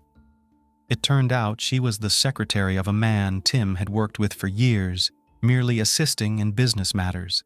The conflict was resolved at that time. Tim was taken aback one day when he arrived at his office to find Julie sitting at his secretary's desk. With her charming smile, she announced that the former employee would no longer be working there, effectively usurping her boyfriend's job and leaving him little choice but to accept her as his new assistant. This allowed her to work from home, granting her more freedom, including financially. Julie had always dreamt of being a model. One day she spotted a beauty contest advertisement in a newspaper and decided to participate, confident she would win and supported by her loving partner Tim. They compiled Julie's best photos and sent them to the magazine organizing the contest. However, it turned out to be a scam by the publishers to obtain free photos for their men's section at the back of the magazine. Julie eagerly awaited a response from the publishers about the contest, but it never came. Determined, she visited the magazine office and confronted the editor about her prize. He accepted her photos and promised to feature them in the next issue. Julie shared the story with everyone, preparing for the competition. The event took place at an elite hotel with 12 finalists, including Julie. Despite her efforts, only one judge voted for her. However, this experience helped her befriend the magazine editor Cheryl, leading to Julie becoming the magazine's face and appearing on billboards across the city. As her fame grew, Julie began receiving modeling offers, becoming a local celebrity until the autumn of 1990. She still worked for Tim and won some smaller beauty contests, but struggled on the larger stage. On November 16, 1991, Julie, then 23, and Tim decided to get married. The couple led an active life, not restricting themselves in any way. By 1997, Julie's modeling career was growing, increasing her income. She began appearing on TV, but unfortunately, started abusing alcohol. Their marriage had its ups and downs, but they generally maintained a mutual understanding and love. Tim wanted children, and they were financially stable enough to provide for a child, but Julie was hesitant, not wanting to risk her modeling career. However, in February 1995, Julie became pregnant. Her friends said she continued to drink and smoke throughout her pregnancy. On November 26, 1996, the Nist family welcomed a daughter, Katie Scarlett. Becoming a mother profoundly changed Julie. She embraced her new role. During this time, her mother, Julia, actively helped with Katie's upbringing, though they often disagreed on parenting approaches. Julie soon experienced postpartum depression, partly due to the significant changes in her figure after pregnancy. She withdrew into herself, not attempting to return to her previous condition. Around this time, her relationship with Tim began to deteriorate. By April 1997, they sought family therapy. Julie felt the therapist sided with Tim, but the specialist genuinely tried to address her issues and complexes, uncovering unpleasant aspects of her past. Eventually, the therapist stated that Tim wasn't giving his wife enough attention, leading their marriage to the brink of collapse. Feeling lonely, Julie started socializing with friends more and often came home intoxicated. During this tumultuous time, Tim, following the family therapist's advice, decided to take Julie on a cruise, hoping it would rekindle the warmth and passion in their relationship. However, his hopes were dashed as Julie's newfound passion for another man continued to erode their family life and her own well-being. Due to her secret affair, Julie's mental state worsened. One day, Tim was unable to access important business documents because Julie wouldn't let him into her room. The situation escalated to the point where he had to call the police, and despite Julie's active resistance, Jim retrieved what he needed. Julie developed paranoid thoughts, believing Tim had hired a private detective to follow her. The household atmosphere grew tense, and it became clear that divorce was inevitable. In midsummer, George and Julie met in the States and secretly got engaged. Julie didn't hide her plans to move to Greece, but intended to do so the following year. Around this time, Tim discovered international phone bills totaling $7,000 per month. He finally realized his wife was having an affair with the cruise ship engineer and had been communicating with him behind his back. Furious, Tim decided to divorce Julie, eager to sever all ties with her. In response, Julie tried to restrict Tim's access to their daughter, aiming for full custody to freely move to another country, but Tim resisted. As the couple tried to sort out their issues, Julie's new lover George announced he had quit his job and was coming to visit her in New Jersey. The continuous arguments and conflicts with Tim stressed Julie to the point of hair loss, but she believed it was due to being apart from George. She also became jealous of George's interactions with other women and demanded constant contact with him. When George arrived in New Jersey, their relationship spiraled into chaos. He constantly inquired about money and persuaded her to spend more, forcing Julie to ask Tim for funds, further limiting her interaction with her daughter, which greatly irritated Tim. George frequently lied about his financial status, and it was surprising how unremarkable he appeared, making Julie's infatuation with him even more bizarre. Friends and family strongly advised Julie against the relationship, unable to comprehend how she fell for a balding, unemployed, hopeless man with bad teeth, who was also manipulative and extremely jealous. Nonetheless, Julie was smitten. She even planned to use her divorce settlement to finance George's hair transplant and dental work. When Tim learned of all this, he was furious that Julie was involving their daughter in the situation. He threatened that if she tried to leave, he would take Katie and Julie would never see her daughter again. This threat seemed to somewhat cool Julie's ardor. She even told friends that her relationship with George had ended, but it didn't last long. Within weeks, she went to Greece with George to test their relationship. They met his parents, and Julie was thrilled with the weekend, hiding her marital status, daughter's existence, and modeling career due to George's parents' religious beliefs. Back home, Julie dreamed of finalizing her divorce and starting a new life with George. On December 6th, she received the divorce decree and was ready to leave the home she shared with Tim. She left Katie and checked him to a hotel where she used large amounts of drugs. On December 8th, Julie traveled to Greece to get married and start a new life with George. George quickly convinced her to open a joint bank account, citing his lack of knowledge of the Greek language. Blinded by love, Julie deposited $80,000 into the account, giving George another $18,000 in cash for additional expenses. All her money. After that, she disappeared without a trace. On January 8th, George called a friend of Julie's to inform him that Julie had disappeared. He said they were supposed to meet outside a McDonald's for a meal, but Julie never showed up and he waited for hours. With no cell phones, he was unable to contact her and reported her missing to police. A short time later, Julie called the same friend and told him about her longing for Kathy and problems with her fiancé. The friend assumed that Julie was planning to leave George and return soon. But Julie never returned to the U.S., and George's call raised serious concerns. He claimed that Julie had disappeared without her passport, allegedly left in her car, and then taken away by the police. However, he could find no witnesses to confirm that the police had taken the passport. It all sounded very dubious, so the friend turned to Tim, the only one who could help. Tim immediately realized that his ex-wife was in serious trouble. She had last contacted relatives in the U.S. on January 7th. There had been no word from her since then, adding to the fears.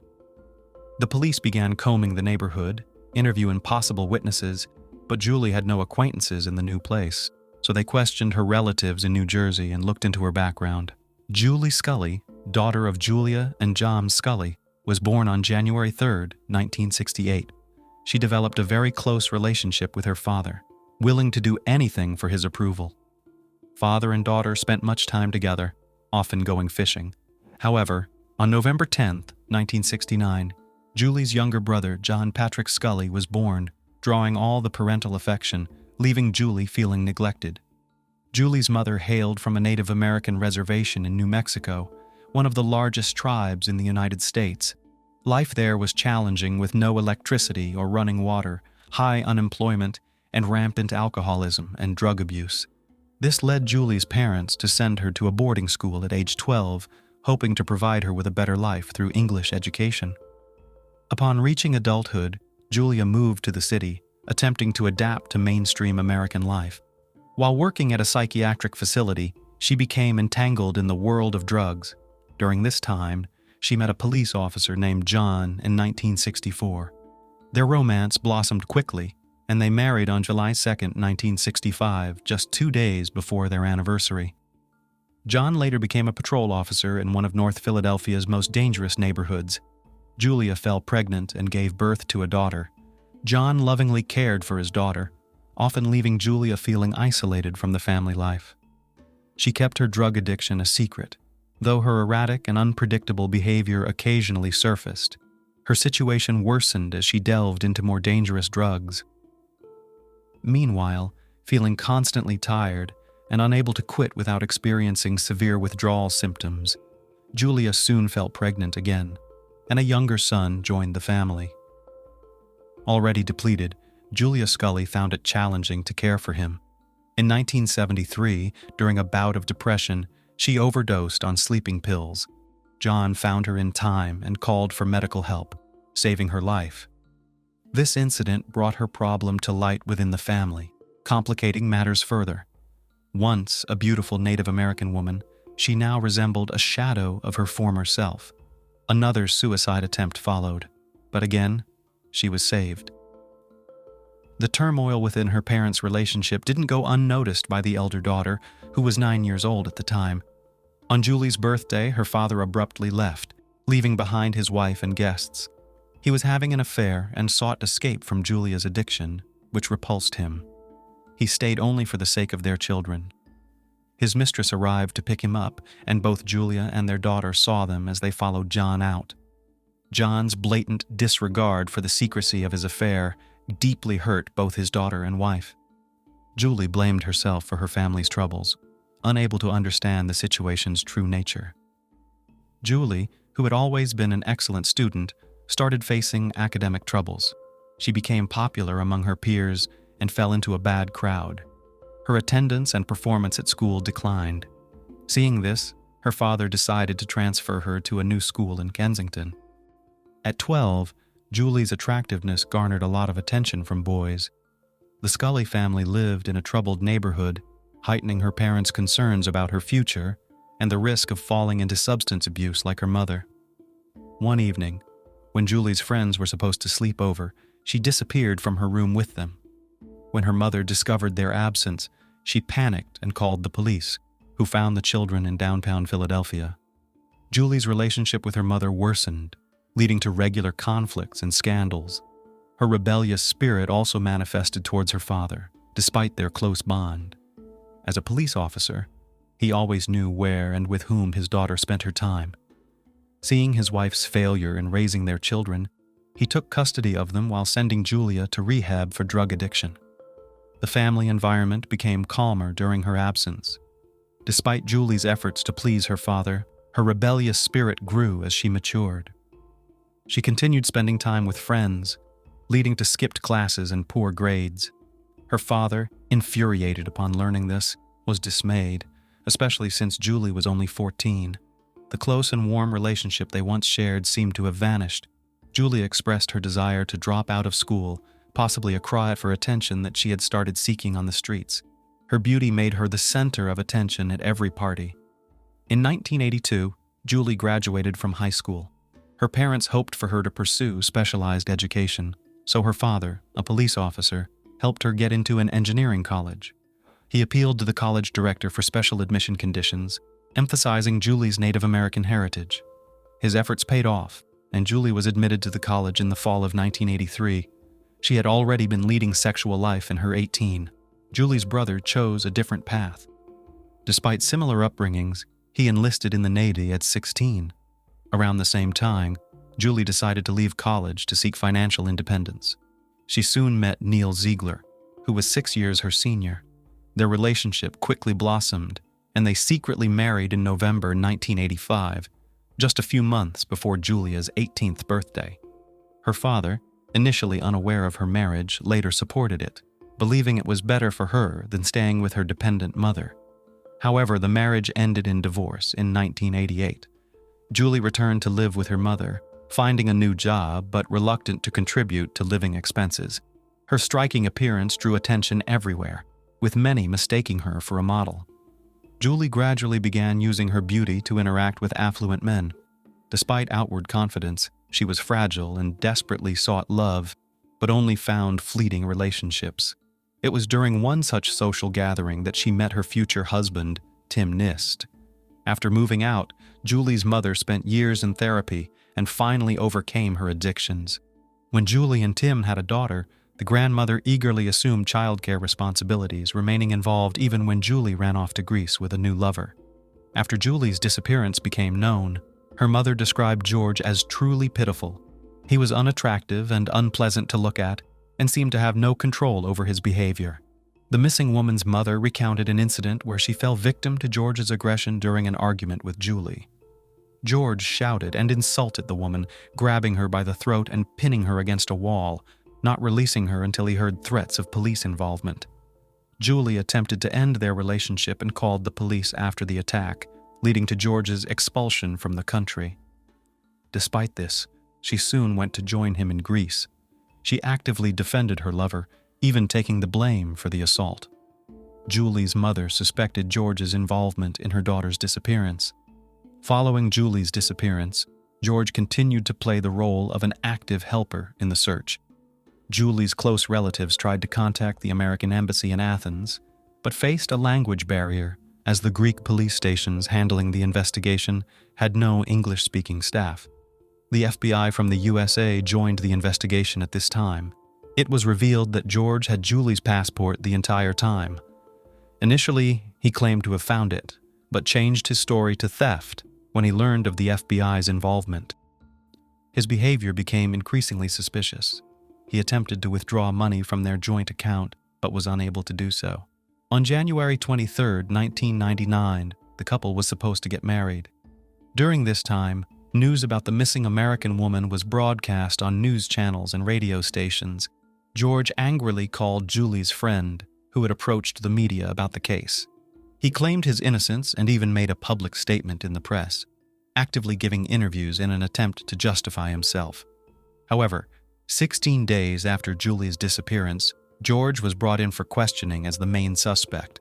George recounted that after moving to Greece, Julie quickly became disillusioned with both the country and him. She increasingly missed her homeland and daughter and wanted to return. George tried to support her, but the situation worsened, deeply troubling him. In her final days, she cried constantly. At one point, George's mother found out about Julie's former husband and daughter in America. She began to despise Julie and openly expressed her dislike to George, urging him to leave the woman with a troubled past. The conflicts between the lovers became more frequent and severe, leading to their eviction from a hotel. Julie wanted to contact her family, but her lover prevented her from calling relatives and even physically abused her. The police learned that George's mother suffered from schizophrenia and often stayed in a hospital due to her issues. George inherited some of these problems. He had an inflated self-esteem and always behaved arrogantly. He could manipulate others, which was noticed by the missing woman's relatives and friends. At the slightest disagreement, he aggressively attacked his lover. Besides Julie's mother, who had suffered from his violence, Julie herself sustained serious hand injuries, but claimed they were accidental, continuing to live with her tyrant. After 4 hours of conversation with the police, George could not stick to the story he had spread in the media and confessed to killing his lover. He claimed it was an accident. Apparently, the lover genuinely regretted what had happened. He even cried during the interrogation. However, his confessions were confusing and full of contradictions. Initially, he claimed Julie had never disappeared, then again admitted his guilt, and then denied his involvement in the incident. On January 8, 1999, the couple set off on their long-awaited trip to Athens. They were driving along a deserted 2-lane highway, enjoying the tranquility and scenery. A calm conversation gradually escalated into a serious conflict. Finally, George decided to stop on a stretch of road where there was no one around. In a fit of rage, he jumped out of the car and attacked his beloved, choking her as tightly as he could. He wanted her to be silent and stop screaming. George told the police that it seemed as if he was watching all this from the outside and lost control of himself. He couldn't stop himself until Julie stopped showing signs of life. The lover claimed that these horrific moments lasted only a few seconds, but investigators knew that strangulation takes at least 3 minutes. Afterwards, George was in a state of shock. He came up with the idea of burning his beloved's body, scattering her ashes in the sea from a cliff, and then jumping after her to reunite with her. George recounted that he attempted suicide by shooting himself with a pneumatic gun, jumping under a truck, and taking an overdose of medication, but all his attempts were unsuccessful. However, he was now at the police station for questioning, indicating that all his thoughts were mere fantasy. In reality, he handled his beloved's body differently. After the murder, George simply threw it in the trunk of his car and drove to the nearest gas station. There, he bought gasoline and returned to the crime scene. George dragged the body away from the road near 2 small lakes, doused it with gasoline, and set it on fire. But due to the rain, the body did not burn completely. At some point, he decided to throw it into the lake, but instead, he stuffed the charred corpse back into the trunk and drove to his grandmother's house. There, he found a large travel bag and decided to pack Julie's body in it. But by this time, it had begun to stiffen, and he could not bend it. Moreover, the head did not fit in the bag, so George decided to simply cut it off. He described how he held her head by the hair and lifted it to his face.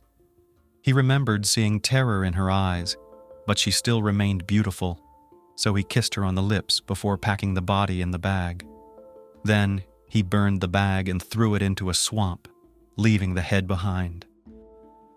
Later, George drove to Kavala, where he threw Julie Scully's head into the Aegean Sea. 19 days after Julie's disappearance, her ex-lover and would-be husband helped detectives find the murder site and the remains. Tim and the victim's family were informed by the police that George had confessed to the crime. The victim's ex-husband went to Greece to bring Julie's body back to her homeland. Meanwhile, the criminal recounted what he had done to the woman in a live broadcast. Learning of his misdeed, the murderer's mother suffered a stroke, and his grandmother was shocked. The Greek authorities stated it was one of the most horrific murders they had known at the time. Tim's father declared that the lover should have died along with his beloved. Despite this, numerous articles emerged blaming the victim herself for what happened. The victim's family believed her lover initially used Julie for money as soon as he heard about her wealthy husband. He persuaded her to divorce and win a large settlement in court, which she was supposed to invest in his business. However, before her death, Julie finally realized his true intentions and refused to fund his projects, leading to her becoming a victim. The trial of George Skiadopoulos began on November 27, 1999. In the Greek justice system, trials are conducted by 3 judges simultaneously instead of a jury, significantly speeding up the process. Additionally, There were no defense witnesses present at the hearings. George gave horrific confessions that lasted about 5 hours. His lawyers tried to argue insanity, citing that the criminal's mother suffered from schizophrenia, and he might have inherited mental problems. Meanwhile, the accused himself requested the death penalty, although capital punishment was prohibited in Greece. Eventually, on December 6th, the court unanimously sentenced George Skiadopoulos to life imprisonment without the possibility of parole on all charges. However, the Greek justice system was not perfect. In 2002, George appealed, claiming he was insane at the time of the murder. As a result, his sentence was reduced to 23 years with the right to further appeal. By 2007, the criminal was released and now lives with his new family in Kavala. In the United States, Julie's ex-husband, Tim Nist, became a pillar of support for all her relatives and friends. Despite her betrayal, he proved to be a dignified man who took on the responsibility and organization of Julie's funeral. After the funeral, Tim was given a diary of memories about his ex-wife for their daughter Katie. Written by Julie's friends, the entries tried to portray her life from a bright and kind perspective. When her daughter grows up, she should know that her mother loved her and was a wonderful, beloved woman. Love is a complex emotion that can be a beautiful and constructive force. But recklessness can sometimes cloud judgment and lead to dangerous actions. In most cases, people can realize the reality in time and protect themselves. Unfortunately, Julie's circumstances were different. Her story serves as a reminder that safety and well-being should always be priorities in everyone's life, even in matters of love.